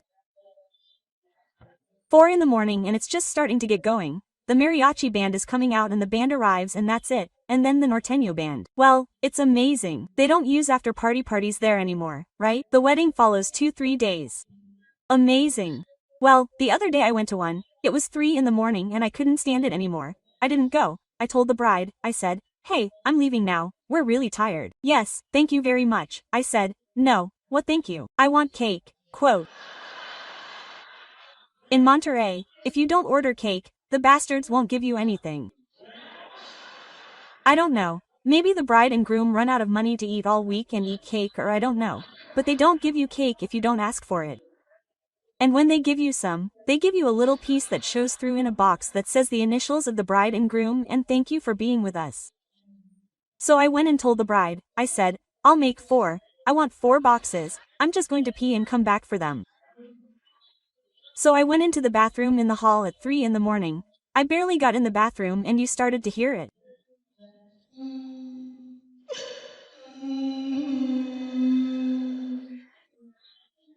Imagine hearing crying at 3 in the morning in a public bathroom. I was like asking the air, "Are you okay?" No. Come on, please. Son of a b********. I felt these shivers all over my body. And I said, "Are you from this world or the other?" I am from this one, but about to go to the other. What's wrong, my friend? Help me. I find the poor woman hiding in one of the bathrooms. When I open the door, I find her in this position. She cries and cries, sweats and sweats. And in a broken voice she says to me, "Take off my girdle." I'm pissing myself and I can't take it off. Quote. When I saw her, I thought, well, I'll take it off now, I'll pull it down. But it wasn't easy. There were thermal problems there. I imagine that this lady came rushing to pee like everyone else. We always put up with it. Don't you girls? You're peeing and you don't go. There you are. I'll be right there. I'll be right there. And if you're gossiping, you even tell the others. "Oh, I'm pissing myself." But then, what did they tell you? There you are already holding it in. By the time you get to pee, you're done. Oh, my goodness, you can't stand it anymore. I imagine that this lady arrived in a hurry and pulled her girdle down. The girdle got all messed up from behind. She had long hair. She didn't grab her hair with the girdle. That's why it was like that. It was all tangled up. When I saw her I thought, what am I going to do now? If I pull it down, I'll leave her bald. If I pull it up, I might as well. Quote, look, I didn't know what to do. I had to pull out other things. Code red. Code red. We're causing a scene, but women support each other. I barely said code red and 2 ladies. What happened? Well, get out of here right away. 4 women, 4 helping 1. 4 women, 4 helping 1. What did we do? With love and patience. We didn't even knock down a single hair of the woman who was stuck. She was finally able to go in to pee. Those of us who helped her stood there at the sinks, gasping for air, like, oh, man, that was tough, wasn't it? But we did it. Like, look, the girdle is good. It has good support here in the front. Quote. We were just talking about that when the one who was stuck now came out with the girdle between her legs, tied up like this. And she still comes and tells us, don't be a jerk, pull it up. Well, we climbed it again. What the hell, civil protection. We all got an impressive coordination by ourselves, so you pull on the belt. I'm going to fill in the gut around it and you, lady, suck it up because it's going to hurt. Look at that, I mean, no man does that for his wife. They're here right now, but everything they did to be able to come, for example, take care of the babies, I mean, that's something else. We're talking about supernatural efforts because nobody wants to take care of them, right? I mean, honestly, there are some really wild babies who braid the devil's hair. Look, you fight them even more because you gave birth to them. If not, you would have really abandoned them, right? But you're a good mother. There you are fighting it. But you can't go out when you have wild babies. You talk to your mom. Mom, what happened? Hey, what happened? The thing is, there's a show today. How great, my dear. And pretend that I want to go.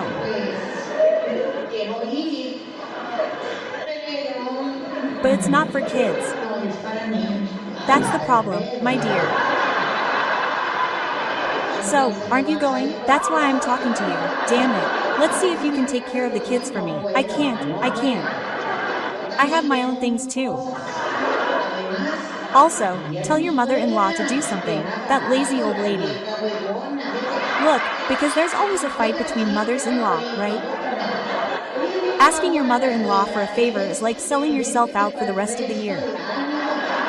She'll be singing it to you every day she can.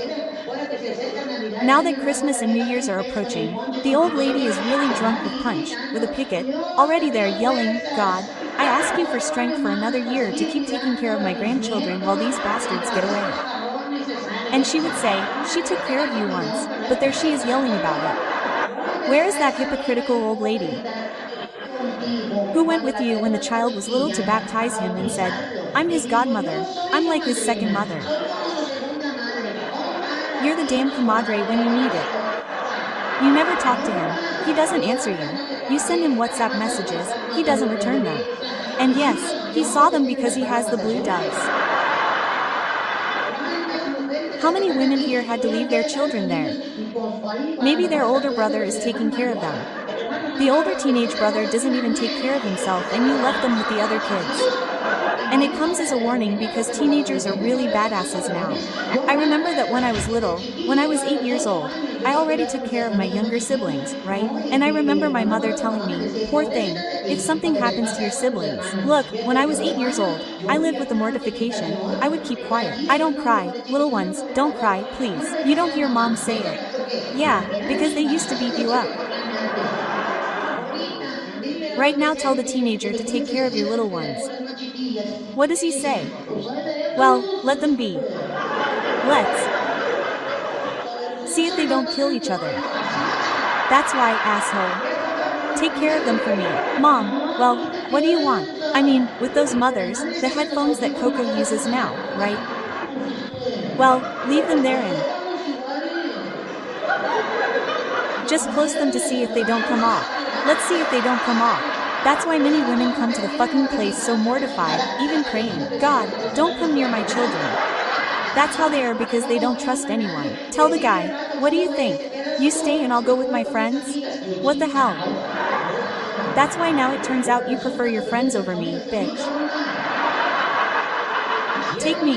No way. I'm the cross you had to carry. What a fucking cross and what a motherfucker. How many kilos does that damn cross you had to carry? Yeah. No one wants to go to their mother-in-law's house. No one. And even more so if the whole family is going to be there. I mean, there are some of his aunts that you don't like. Really? We always have an aunt-in-law that you really don't like, the old lady, because from the moment they arrive, you're fine, right? How are they? Good. And the lady is like, well, until they show up. Until I show up, well, she keeps checking me out on Facebook, lady. I mean, it's weird that she says that because there are always some of his aunts checking up on you and they even tell you, that skirt is too short, everyone criticizes you. And look, you have to smile because if you do, the guy is giving you a hard time, huh? What are you up to? I really don't like your aunt. She's just, look, she's just staring. What does she care? Damn old lady. It makes you angry, huh? Calm down, toxic. My family welcomes you and you come here with all your toxicity. Look, I even feel your bad vibes. Now we're the bad vibes, huh? And he doesn't help you cover up, on the contrary, the girl comes over, well, what does she bring, son? What? Well, girl, you see how it is. That's how it is, girl. Put up with it for a while so you can see. Look, your own guy throws dirt on you, something we don't do. Because when it's time to go to our family's house, to our mother's house, right or wrong, ladies, we always cover for them. Sometimes we even get pissed off on the way and you arrive and park in one and, please, change your attitude. I don't want them to realize that we're fighting, please. And the guy, well, don't see me, so I'm asking you nicely, really, okay? Because I'm not going to be there to give my mom, or my dad, or anyone else any more insults, you hear? Come on. And one comes out looking badass, empowered. Hello, mom. That's right, isn't it? And what about your mom? Because our moms notice it right away. And now what does she bring? Who? Well, this one, look, this, dog face. Look, take a look. And one wants to tell her, aha, I got into a fight, mom. Oh, because sometimes we really want to confess to mom. Forgive me, mom, I didn't listen when you told me that this bastard wasn't right for me. Forgive me, little mother. No, on the contrary, it's just that he's been feeling sick since morning and his head hurts. Oh, and why does it hurt? It's not because he's drunk. Well, why not? No, he's feeling sick, mom. Oh, leave him alone. He's already given him a pill. Look, you try to cover it up, but the guy doesn't help you. On the other hand, we do with the girl. How is she? But you smiled at her. You can't keep laughing all day, but we help her. The guy doesn't help us. Zero discretion because that's how they are. How many times have we gone to a place and one of us wants to tell him something like that among ourselves, so that no one else knows in confidence? The guy doesn't know, he doesn't know how to listen, he doesn't know how to identify the signs, so they're a little more disguised, right? You even pretend to be a ventriloquo, right? Look at that guy the first told you about, you heard him like that. And you know which one. Those bastards point, they point. Where's the discretion? Because men don't know how to talk. That's something that I'm going to ask them to do this time. Sir, learn to communicate. Many men don't know how to talk. That's why conversations between men are so boring, ladies. Sometimes when we girls talk, you know what guys talk about. Soccer, politics, and old ladies. That's all they talk about. I mean, the guy thinks he's a theater director. Shut up, ridiculous. And even more so when they start watching soccer games. There they are on TV, look, oh, man, take her away, take her away, take her away. Forward, shut up, the guys can't hear you. They're at a stadium and you're at home, the player can't hear you. Why are you yelling? And when they go to restaurants to watch soccer games, eating and giving their opinions about dangerous guys with tortilla chips in their mouths. But the bastards don't shut up, and when you ask him for an opinion, he doesn't say anything, like when you told him just now, what do you think? I'm good at the theater. Quote. Well, you know, those are the kinds of things that one doesn't forgive. Like the player does have an opinion about his play and he doesn't tell me if I thought it was pretty or not. There are silences that hurt more than 1,000 words, guys. He told me, it's just that, seriously, I mean, I've never listened to myself. Well, no, because you're asleep. Well, I don't know, but you should record me. That's what the bastard told me. You should record me one day. Sure, Rigoberto. Yeah, to see how I snore. He was in a good mood. I said, I'm going to record you. Look, he started snoring and I already had my cell phone charging and I was like, what am I going to do? If he hears me, he'll stop snoring. I need to capture it right now. So I stretched as much as I could to grab the damn cell phone. Unfortunately, I didn't mute the cell phone. So, when he started recording, you can hear a snoring noise. It was my damn mistake. I did this, I put the phone up to his face and started recording. Irene. What a horrible thing. Because Rigoberto always falls asleep like this, look.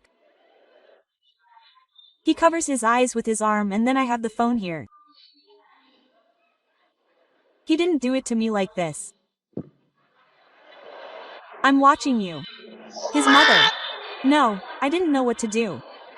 The worst thing is that he opened his eyes and Rigoberto squeezed my hand really hard and Rigoberto, you told me to record you. Let go of me, and Rigoberto, well, let go of me. What's the deal? You grabbed me, Rigoberto, you scared me. I thought you were going to kill me, stupid. Look at me like this and he still tells me, I don't remember. Look, he answered me while he was asleep. Guys who sleepwalk are very dangerous people because you don't know if they're sleepwalking or if they're just pretending to be stupid to screw you over with the excuse that they don't know. Imagine how scared I am. I'm lying down and Rigoberto suddenly opens his eyes because I felt like someone was watching me. I'm opening my eyes and Rigoberto is like this. What happened, Rigoberto? Rigoberto. And Rigoberto did it to me.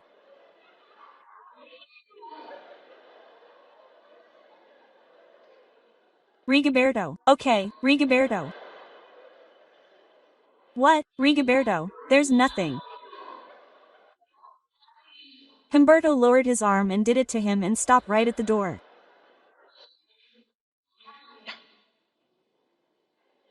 No, I talked to my mom. I told her, hey, Roberto, you're possessed. I don't know what the hell is going on. Leave it alone. I had just seen the one about the spell and the one about insidiousness. I was really traumatized by that. I asked her and she said she didn't remember. Well, I grabbed onto it. He was asleep and I punched him hard and all she said was, hey, what happened? Too bad I started laughing. I can't stand it. I punched him hard and when he started, what the hell? Why did you hit me? I started laughing and she said, are you acting up, aren't you, dude? Are you acting up? I went to bed, but I was still lying down and I didn't think to myself, I don't remember what I did. And why are you laughing? I don't know, I have that feeling of laughing. I mean, I'm sleepwalking, I laugh.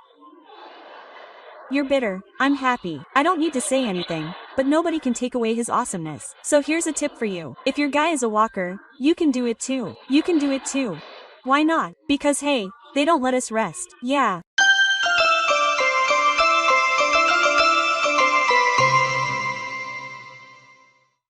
My family and I are traditionalists. We put up a nativity scene and not just Joseph and Mary and the baby Jesus. The whole story ruins half the nativity scene because that's what my mother taught me since the angel's announcement for the nativity scene. Let's go. When they fled Egypt, when they arrived with their cousin Isabel, they met there and then they went through the hills, until they made hills with moss and enough hawthorn trees planted so that it smelled nice. It takes almost 4 or 5 hours to climb, putting up the little figures, huh? There you are. You tell the guy, okay, my knees can't stand it anymore, but it's ready. How does it look? Well, it's good. And now where are we going to sit? Well, on the couch, that's why you can see that the house is small and the other one is still. I mean, why? This isn't devotion, it's nonsense. But it's nice. But come on, take the star, inaugurate Christmas in this house. Put it up. No, miss, you better put it there. The guys didn't have any trouble standing there, so they don't give a damn about that. Oh, man, the thing is, where are you going to get so many monkeys? They're monkeys, they're not monkeys, don't be like that. They're baby Jesus, little toys. That's why you also tell the kid to clean up. Look, I mean, don't be like that. And the Lord will punish you. That's why you also get so full of that. What is it? It's the aluminum river, made of aluminum foil that I made and it ends in the lake. A piece of broken mirror. You put it there with the little fish on top and everything, and put the little sheep and the little chickens. Very beautiful. Let's see, man, lend me the star right away. There's no way. Let's see, be careful. Here I go. Wait for me. Oh, man. Man, it's just that oh, man. Oh. No, look, it's already dead at birth. It kills sheep, goats, everything. They left me a poor hen without chicks, huh? There were chicks. Rigoberto killed them with his feet. There they are. I left them there. I mean, let's see if we can do a benefit event for them. I mean, to have it rebuilt. Look, Rigoberto, the star is all crooked and crooked. Not really. And if you want, I can fix it like this. Leave it alone. Jump to hell now. It's going to fall. Well, I imagine the star reached the bottom. But leave it alone like this. You're going to kill me here. Hey, they already make it all ugly and yet there it is. Well, yes, it turned out well. Look, it turned out well. Oh, what an empty little bear. Just because they put a star on it, they think they did everything. According to family traditions, it's because of the fatigue you get. In my family, we are of the opinion that when Walid arrives, we have to pray. Grandma won't let us have dinner if we don't pray. Shut up, she says. No, we have to bless the food. Well, first ask for lodging. There you go. And since Grandma, Mom, and my mother-in-law are so old, they don't want to go out. They want to stay inside. There I go, still, like a dude. After having been cooking all day, I go outside to ask for lodging for my house. With those damn candles for asking for lodging. Don't give those to children. My hair was longer last year, but my little nephew, damn it. And he wasn't even my nephew, well, he was a politician, the son of my brother-in-law and my cousin-in-law who you can't scold because you have no authority. Apart from my sister, my brother, well, he'll give them a beating, but he's a political kid, I mean, you can't exert pressure. There I was. I just braided my hair and let it down. It was half a braid. There we are. In heaven's name, when it starts to smell funny. I sigh in relief. Oh, son. Well, I just felt a blow on my back. My aunt, oh, you're burning yourself. Look, the blows are driving me crazy. I'm turning my messed up hair. I turn my little nephew. Oh, yes, it caught fire. What do you say to the kid? What do you say to him? And especially when it's not yours, really, by blood, well, that's it. Oh, son, don't burn yourself. That's what's important. Hair grows anyway, but you didn't burn yourself, right? How great, son, I'm very happy. But you're left with that hatred, with that anger. But let's continue. Oh, my son. The mother comes back and instead of farting about it she says, oh, look how he came up with it. Oh, my son is so witty. The old lady would have caught you naked. Quote. Like that, I mean, as if it were a joke. Hey, I know. No, but thank God not. And the important thing is that he didn't get burned. Let's continue. In the name. I located my son, Rigobertito. I in the name, come to the sky, come. Oh, Piero, come, here a candle, here my candle. Come to me, my little son. I can't because he's little. But you can, Rigobertito. Burn him. Screw him because if you do, I'm going to screw you. But look at what it's like to raise children without evil, or I don't know if my son doesn't have evil or is really gay like Rigoberto Grande because oh no, there goes my son to him. And I. Yes, my son, he's playing there. Both of them have the name of yes, yes, yes. And I still burn him a lot or a little. Oh, no. Look, his mother did hear that. How did she not hear that her son burned my hair, but that they were going to burn him? If then, no, Rigobertito, what do you think? Don't burn him. No, he's your little cousin. And oh, my son, no way. No, my love, don't do it. He must be mad about his hair. But no, my love, that's not done. Come here, my son. You'll see. You'll see. He's just like your dad. They can't even do a single errand for me. No, I was so mad. Hey, I'm not even happy anymore. We do the whole rosary alone because the men don't want to pray. Have you noticed? They're outside shivering from the cold, but they don't go in to avoid praying. There you have the drink, beer, wine, whiskey, whatever in your hand. And one, come and pray. Go ahead, go ahead. Because if you're not racing, you shouldn't go ahead. Others are even worse off being shameless. Pray for everyone. Come on. Pray for everyone. As if it were possible. Our Father, 1, 2, 3 for me, for my entire family. Hey, you can't, devotion is one's own. But that's how I got on. Imagine taking care of people. The mother-in-law didn't help you become a mother, but she's good at criticizing the lady. Not really. My mother-in-law started, the tamales need more salt and I was also making the turkey. Yes, but you should have said that you couldn't handle it all. No, I got even angrier.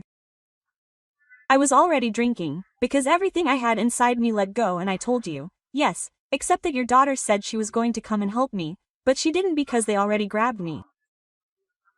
You're full every year, ma'am. They only come when everything is done. Of course, it's about what to do, they don't show up.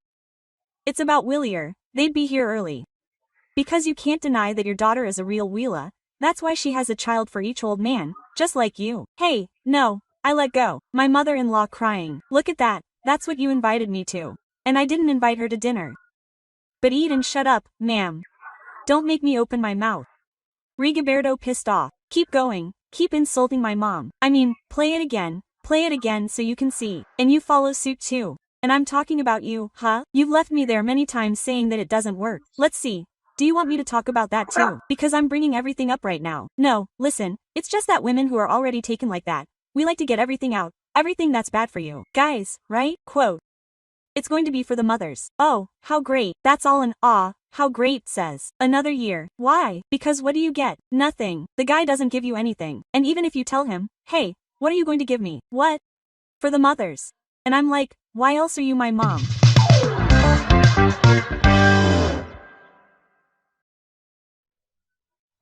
I love my kids, but look, I enjoy coming to work so much because that's when I'm not taking care of them. I mean, that already gave me a break, you know? Because it's hard to be a mom. Just now I criticized a lot some leashes that they sell for children to keep them tied up. I said, why do you tie them up? It's not like they're dogs. I bought a reinforced one, I'll slap them. The one I bought ties around the waist. You can control the guy with just your hips. Move over here. That's how you get him. Shut up, sons. That's it. I'm tired of telling you not to beat each other up. You don't want him. He's your brother. Mom, well, shut up. Kill him. Come on. I'll get him. Kill him. Let this be your present. Merry Christmas. Well, I was remembering how we were raised. Hey, with just beatings, not really. When it wasn't a slap, it was a lashing. They taught you to walk in heels with the little hairs here. They grabbed the little hairs here below. Oh, that's how you taught yourself to walk in heels. And if you didn't want to get up, I would drag you all the way through the supermarket to the parking lot so that you would get the dirt on your knees. Let me see if you understand. When I would fail my school exams, my mom would fail me again. Now, why did you fail? I'm talking to you. Oh, Mom, it was okay too. Shut up, sons. Don't give me a hard time. Oh, what the hell? So what did she want me to do? And she would still tell me, bring me the belt, bring me the belt. Even the ladies used to be lazy. Hey, if she's going to hit me, then go get her tools that she needs, but no. And I, still being really gay, would tell her, where is it? I don't know, look for it. And poor you, where don't bring it to me. I even prayed. Oh, God, let the belt appear. Hey, this one, I'm here with the girl with the suit. Which one? The boys. Which boy's suit? What? Whose? I told you the boy is going to dance and I came to get him the suit.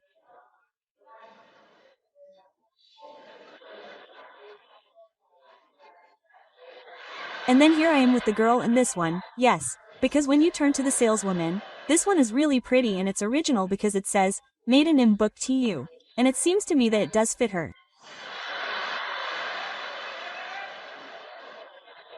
I'm going to have to lift the hem a little bit, but yes, it does fit her. It's good, so buy it. Just pretend that's what I was going to tell you. Do you want $750 for the suit? Tell her she's an idiot. Look at the messages she sends you. You don't even know the woman. You're an idiot, my husband. Hey, how are you going to say that? I'm looking at you. Look how you looked at me. And I was so scared. Valenzuela would come to my mom to throw me his sandals. He would always tell me, unbutton them, girl, I can't bend over. No one needed them when I was all turned upside down.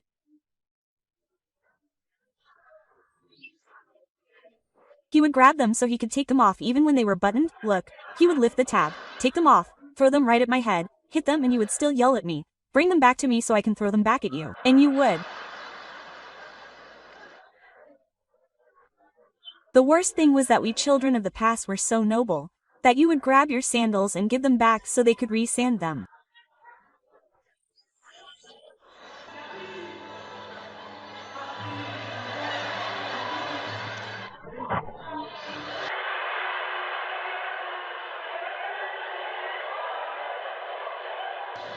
You get sleepy and since they hung little papers, you stare at them and you can't yawn because they are watching you.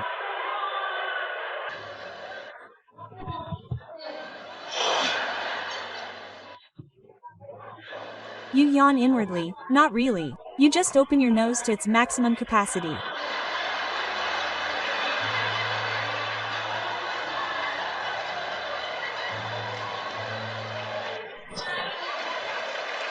Everything goes well until a tear rolls down your cheek.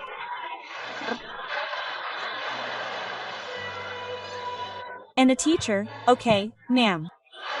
Today's parents who are scolded almost ask the child for permission to scold them. That's where the hole is in the video game. Play and play. And the father told me to talk to you. What about Dad? Well, about your mother. What are you telling me over there? I don't know what the hell you're up to. Nothing, Dad. That's why I'm wondering, son. Your mother is the one who's messing around. That you and that you don't pay attention. That who knows what. Wait for me. They're going to kill me. Or maybe they are, son, but watch out, man. Watch out. There came another one. Look, he's already started playing video games with the idiot. When you insist as a mother, you tell her, scold him. Here I go. Wait for me. So, what did we agree on? Is he going to put in the effort? Yes or no? Yes, Dad. He's a champion. Look at that. Champion. Hey, idiot, and he's a champion.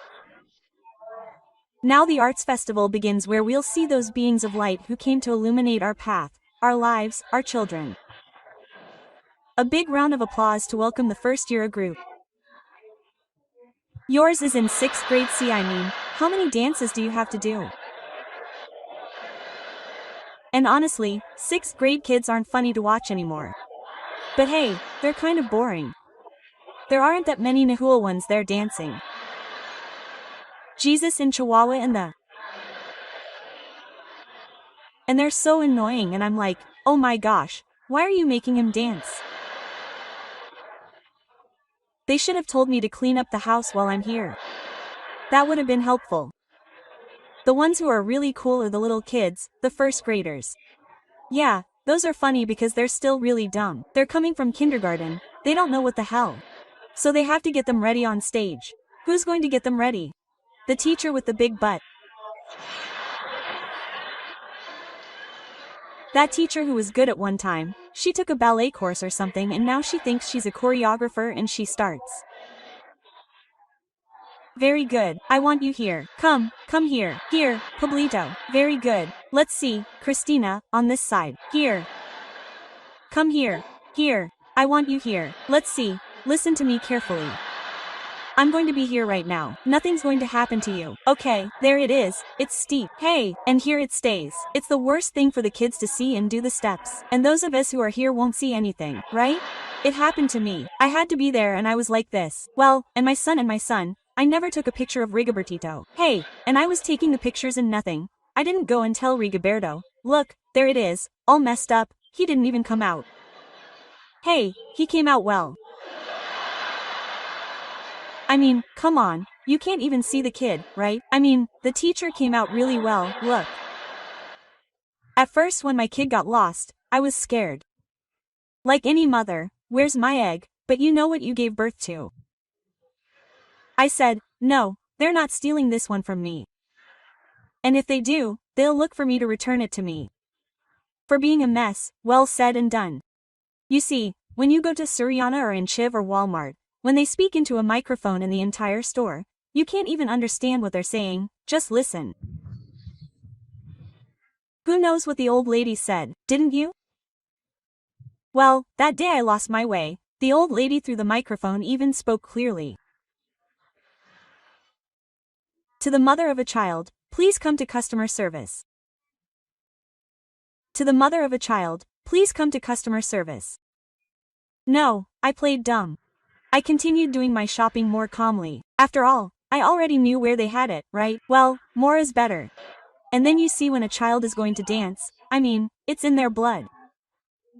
The dancing child arrives and smiles and is anxious to put it on. Put it on, put it on, I want to dance now.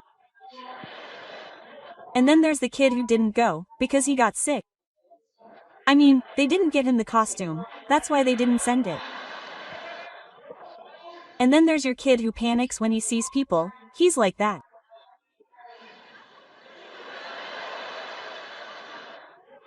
And then there's the kid, the class's rich kid, who's been sent a professional photographer just for him and he tells his mom, and turn to the camera. Poor, traumatized kid, he can't stop looking at it. There he is, posing for the camera. And then there's the distracted kid. Everyone was wearing blue and he was wearing brown. He didn't care. Put on some music like a Mother's Day festival. Look, the dancer right away.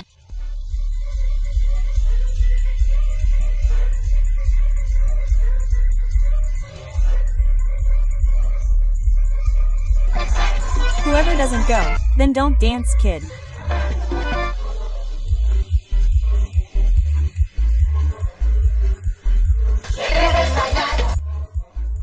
The rich kid, the distracted one. Everybody over there.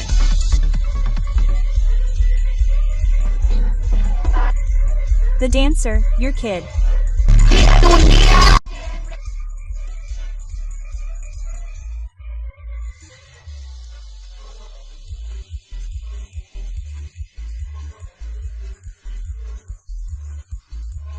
And his mom cheering him on from her seat.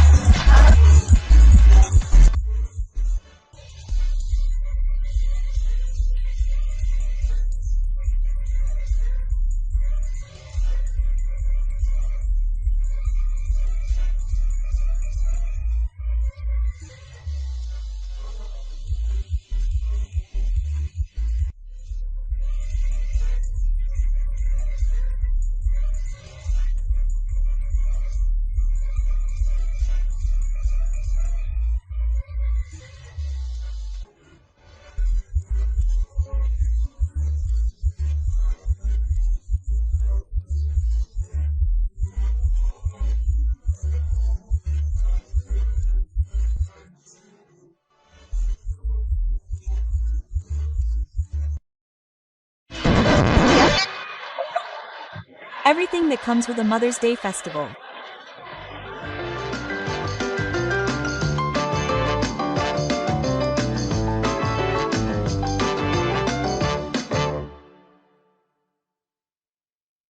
Rigoberto told my mother-in-law, I wouldn't have let her if I had realized. Why would I want my mother-in-law there in the house if I wasn't doing the dishes and suddenly you can hear it in the street like that? I even said, the neighbors must be fighting again, and I went out. Where do I open the door? An astronaut standing in front of my house. My mother-in-law. Because for my mother-in-law to come out, she was wearing surgical overalls, claws on her shoes, gloves, 5 face masks, N95 over her mouth, goggles, and a face shield and cap. Well, I didn't know it was her. I went out and said, tell me. I said, not right now, thanks. I said, maybe the neighbor here does buy it. Hey, where do you take off your face masks? Let me see my son. Oh, mother-in-law, come in. Where did it happen? Look further so you can see what these guys are like. Rigoberto was fine. He just heard my mother-in-law say, where is he? Where's my son? Quote, I mean, there he is. Where are you, son? Where are you? There was my alpha male, Silverback, with his arm, the one with the ton, on top of my pillows that he criticizes so much. Here I am, Mom, here I am. Oh, my mother-in-law just saw him. Just look, son. How long have you been like this, my love? It's been days, Mom. It's been days. Why didn't you tell me, son? Why didn't you tell me, Yuridia? It's as if you're not even a mother.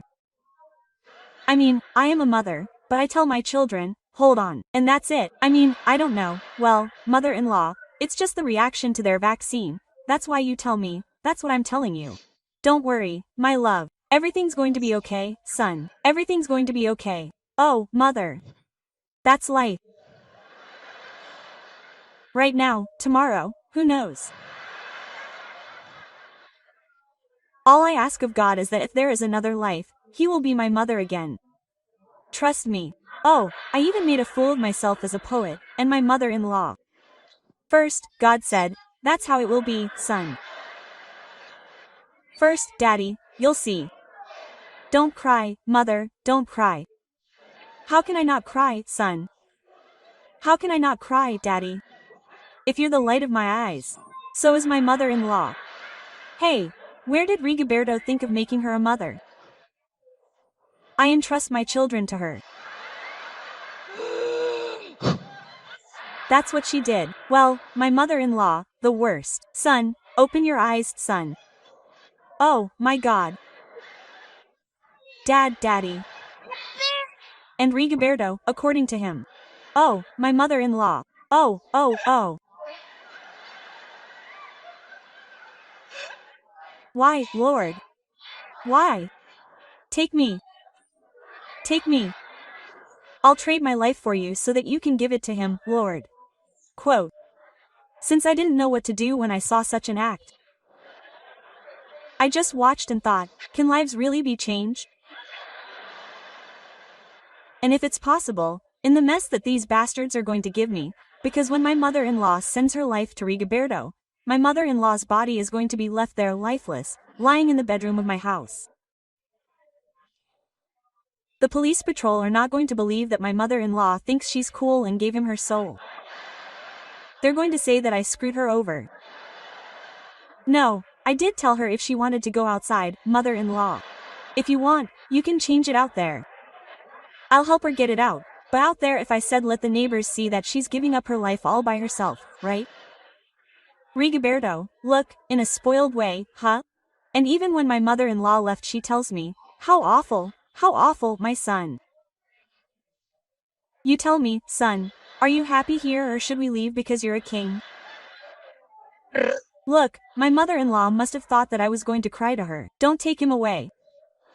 What am I going to do without Rigoberto in this big house in Infonavi? What the hell? I even walked right through them. I said, excuse me, how many clothes am I going to put on him? Oh, yeah, take him away from me. Look, it's time. My mother-in-law still hasn't come for Rigoberto, she hasn't gone. Quote, do you know why? Because she knows what she gave birth to. She knows what Rigoberto is like. Just like us mothers here tonight, we know how many children we have. Can't you have 1 or 10 and know what each of your children is like? You know how to identify from the time they're little who's going to be the biggest liar, Who's going to be the troublemaker? Who's going to be the drunkard, right? You can also tell all that, you can tell, of course. And the little girl sitting on her pacifier by herself, that's not normal. Or grabbing the bottle and doing it like that, that's not normal. You know. Look, I have 3 children and I can tell you what each of my children are like. My oldest daughter, Yuridia Jr., she's conceited. My daughter Yuridia Jr. is conceited. She thinks we have a lot of money. She thinks I go to the bathroom and have money, and here comes the junk, or I don't know what she thinks, because they ask for things as if I were whispering. Money, like that. She's a big head. I have my son Rigobertito, the only boy God sent me. How do I tell you he's Rigobertito? Well, that's his name. Rigobertado de Madre, really? Hey, I was watching them the other day.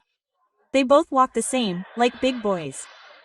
What's more, they answer the same. I talked to Rigoberto, that's how he answers. My son too, little boy. That's how they both act the same. Quote. And the other day he was already asking because I sat outside the house having a big beer. Well, the beer was already hot. Well, he jumped on me right away and I saw the boy and I said, "Come on, son, come on." Quote. Why? Come here, son. Where are you coming from? I see your eyes are just like Rigoberto's, your hair is just like Rigoberto's, your hands. No, I got a feeling and all I can say is, oh, old man, forgive me, son. Why? Well, because of the evil I did to you. You're too young, son, to know more about this someday. I hope you can forgive me. What was the evil? Because of me, the boy looks like his father because he cloned him for real and everything. Why? Because of me. Because I still remember when I got pregnant with Rigobertito. Since I don't have a very active sex life, I remember the exact dates. And I killed Rigobertito. When one day I was pissed off with Rigoberto because he went out drinking with my friend, the trickster went out drinking with him and I was with Yuridia Jr., who was younger and was at home, and I was already in bed. Where is Rigoberto arriving? Drunk and eager. And I, in order not to commit domestic violence and wake up the girl, started to feel like I wanted action. I told him, right away, stubborn, right away. Where do you want to give me a kiss? No kisses. In fact, spooning because I don't want to see you. That's where the problem was. God must have said, because he didn't want to see your guy, now you're going to see him every day on your son's face. That's why I'm telling you, my friend, when you kick the bucket, look at the bastard, look at him. In fact, even take a picture of him so there's evidence. That's how my children are, right? And then I have the youngest. The youngest is already 8 years old, my daughter Piliberta. Her name is Piliberta. How do I call her Pili? She's A. That's A. Look, she doesn't let you. She's very cheeky. They send me reports from school all the time because she tells the teacher, "Sit down, ma'am." You see, she's like that and then she's really pushy. No matter how much you tell her, "My little girl, don't be pushy, you're being capricious and you won't get her out of there." The other day I told Rigoberto, "What am I going to do with your daughter?" I told him, "She doesn't listen, she just listens to what she says. She doesn't accept opinions because she makes faces at you, she twists her eyes at you, she twists her mouth." Quote. I told him, "Hey, she's such a smartass. Look, the other day I heard her say to her siblings, 'Fall down, Ella Cuchico, huh? Fall down, Ella Cuchico.'" Quote. She had the oldest and Rigobertito cornered with a stick like this. Listen, my oldest daughter, well, she's telling you that she thinks we have a lot of money. She talks like, oh, you know how? That's how my daughter talks. Well, that day, cornered. What's wrong with you? What's wrong with you? Quote. And Rigobertito, I was like, a scandal that they brought. And freed with a stick. Oh, I go and tell her, "My little daughter, where are you turning? Hey, control yourself, daughter." Like that, look, they're giving me the runaround too. I told Rigoberto, "What am I going to do with your daughter, Rigoberto? Look, she's a smart aleck, a tough as nails, capricious, she only has to do what she says. They twist your face, they twist your eyes, the twists everything, and instead of supporting me, Rigoberto just looks at me and says, 'Well, what do I tell you?' What do you mean? What does it feel like?" She answered in a whimsical way. "No matter what she says, it doesn't seem familiar to you. It's like you look in the mirror." Look, that's what she told me. I said, I don't understand you, Rigoberto. Well, the girl doesn't have any of my genes. Those genes are yours, just like you. That's right, right away. Troublemaker. Look, she called me troublemaker. Well, I didn't let her. I told her, well, I'd rather the girl have my genes for being a troublemaker and not for being a troublemaker like your sister. Oh, yeah, no, just imagine. That's how they are. I know what my children are like. My mother-in-law knows what Rigoberto is like and your mother-in-law knows what her son is like. That's why I'm telling you, as a woman now during the pandemic, it was the biggest test to put up with them there, to see them every day. And I don't know if it's the same for you as it is for me. I love my husband, I really do. If I weren't in love with him, I wouldn't be with him and I would get someone else. Well, he doesn't work. Imagine. I can get whoever I want, right? But there I am with him. The thing is, I know if it happens to you like it does to me, that no matter how much you love them, there are times, not always, there are times when you hate them. Not really. Who else, like me, can raise their hand to say no? Look, it's not that we do it a lot. Look, you see? It's that we do love them. Listen, yes, we do love them, but I don't know why. Like when you hear them talk, not really. Like I'm hungry. Oh, no, you've already fallen short. Not really when they're drunk, my friend, you're hungry, leave me alone, I'll make you an egg. Nothing, they walk around with their stomachs stuck to their spine, but they don't back down. And look, what I don't like is when a woman fights them, puts up with them, strips them naked when they're drunk. There you go, you don't even sleep because you're leaning against them, because there are some who drink like there's no tomorrow, you know? They drink like hell and then you're worried because they snore really badly. It seems like they're going to die drunk there and they're left deprived like that and you just keep looking at them to see if their belly rises or something. That's pure stress for us, right? They don't value anything and... Hello, how are you my dear friends? Welcome to a new video. And if you're watching this, it's because you read the title and here you come from a place of morbid curiosity, right? So, give me the intro.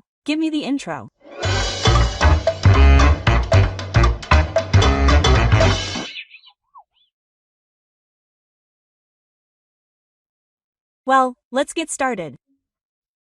If there's one thing in life that affects human beings the most, it's not being able to sleep, not being able to rest. And really, if you don't get enough sleep and rest properly, your brain atrophies, like you're like a zombie, like walking but not knowing where you're going. Your thoughts don't clear up, your ideas don't land, you'll end up falling asleep here and there. Imagine driving and dozing off in danger, you get into the other lane and you get screwed because a semi-truck passed by, right? So you have to sleep and rest. Let's go to bed, we have to rest. Are you stressed? Because of the kids, because of the husband, because of the groceries, because of dinner, because of the clothes, because of... Look, we bring so many things that the only thing we have the right to do at night is to sleep and rest. But it seems that husbands propose, look, either they do it on purpose or they do it just to screw around. And well, in this case it's the same. They don't let us sleep, they don't let us rest. Oh, I'm so tired. I couldn't sleep well last night. Oh, who knows what I'm wearing? Oh, you spend all day sending signals to the guy that you're tired and need to sleep. But no, they don't even look at you anymore in your robe, in your negligee, in your baby doll or in that t-shirt that the political parties give out when they're campaigning, huh? And your loose underwear so you can sleep comfortably. Oh, let's pretend that the guy is up to it, he comes, hugs you and starts snorting in your ear, according to him, with a sexy voice and snorts that alter your circulation, making you do it like this.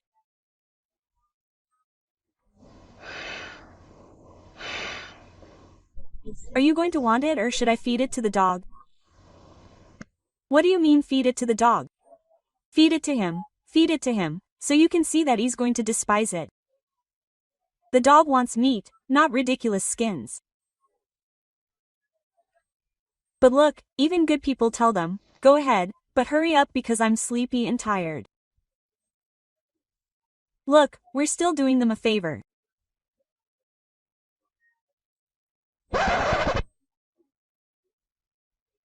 Once you've finished pretending, complying, now you're ready to sleep peacefully and rest. But during the night certain events occur that are going to prevent you from carrying out your goal at all costs, like for example when they don't want to get some shelter.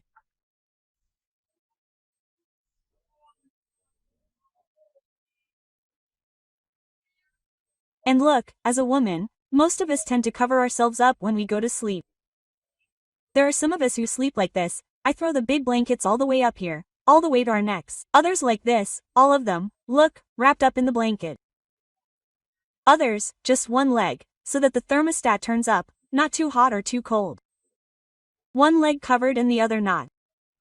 But we always share and we always tell the guy, here, grab the blanket.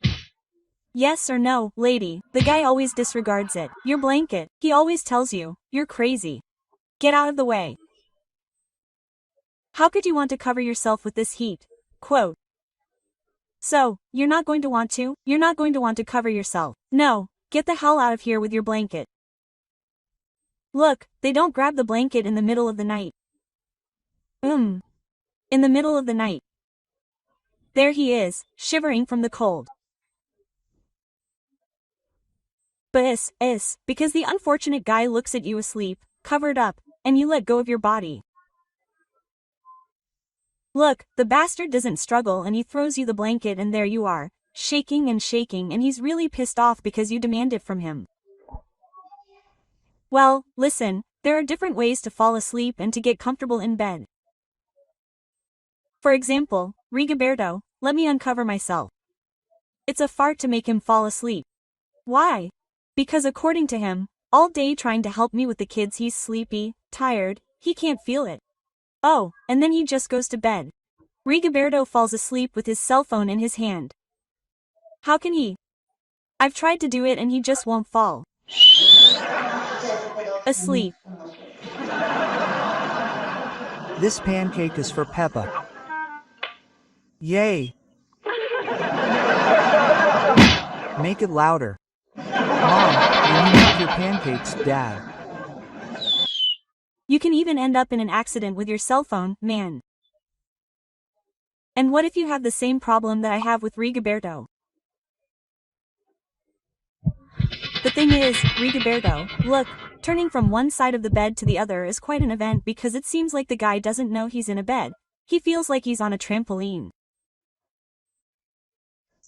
If he's on this side, all he has to do is turn on his own axis and turn to the other side. No, Rigoberto, who knows how he does it and he brings me here, but if you roast and you put me in danger, I'll even eat the tacos I just swallowed for dinner. Just imagine, I bring all my guts. I think that's why you get constipated.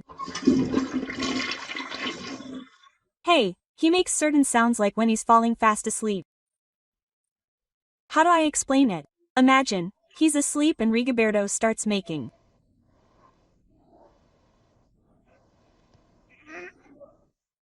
Sounds like that turtle in the video. I don't know if you've seen her, the one she makes. Oh, no, seriously, with those noises she's making, all I can imagine is who knows who's screwing them up in her dreams. What she's completely intolerable about is snoring. At least my husband Rigoberto, look, I don't know if he snores or if he swallowed a trailer engine or I don't know where, because sometimes I don't know if I'm sleeping with a man or a hibernating bear. Seriously, listen, sometimes I even have competitions with his air because he pulls the TV remote and then puts it back and then pulls it again and then puts it back. It really is traumatic, not only for us who have them on the side, even for the poor creatures.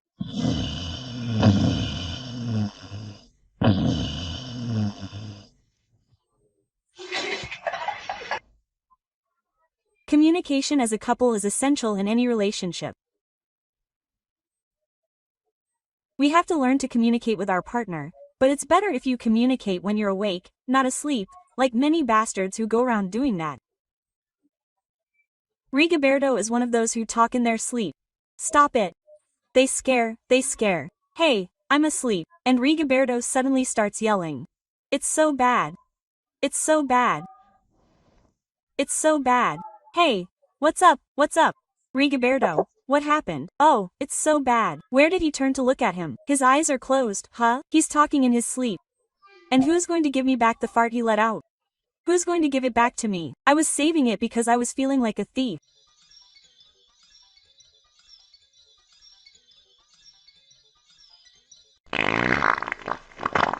Stop talking in your sleep. What do you say about those people who aren't content with just talking in their sleep, but who get out of bed and still have their eyes open?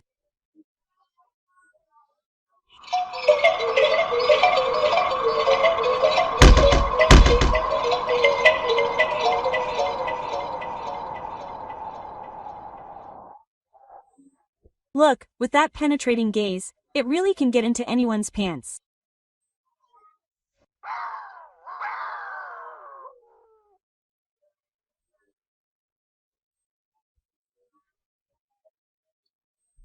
After spending a night taking care of the person who wakes up, talking to the sleeping person, grabbing another blanket because they already uncovered you, and all the previous events, you can still barely get some sleep at 10 in the morning, almost before dawn, when you feel like they abruptly uncover you, turn on all the lights in the room, make a noise, look how even the neighbor wakes up.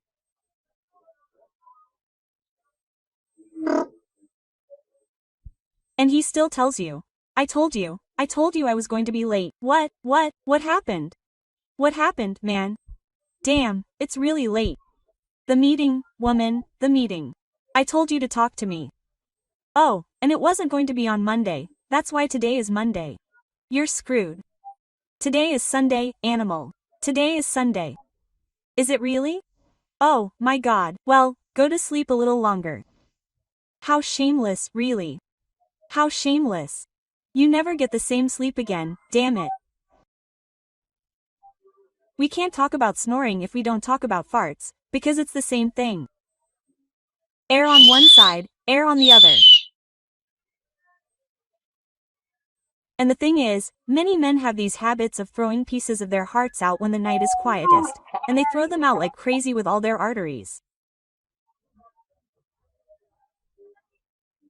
Hey, such denim-breaking farts that are nothing more, and hey.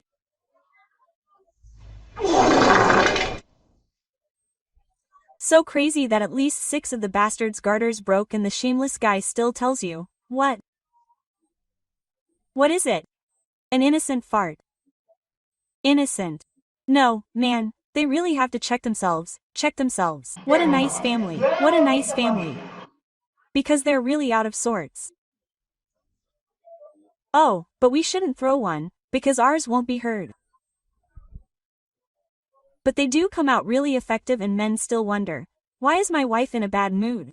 Why is she so bad-tempered? Oh, old menopause, it's neither menopause nor a bad temper, she just needs to rest. So if you know someone who doesn't let their partner sleep, what are you waiting for? Share this video with them so that it reaches them and they can relate. Or maybe it's your partner, show it to them so that you can tell them in passing what's bothering you. And if you haven't subscribed to the channel, well, what are you waiting for? Subscribe, hit the bell icon and tell everyone you know to start sharing this video so that all this can end. Women need to rest. Burbe. Let's fight for a good night's sleep. Let's fight for a good night's sleep. No.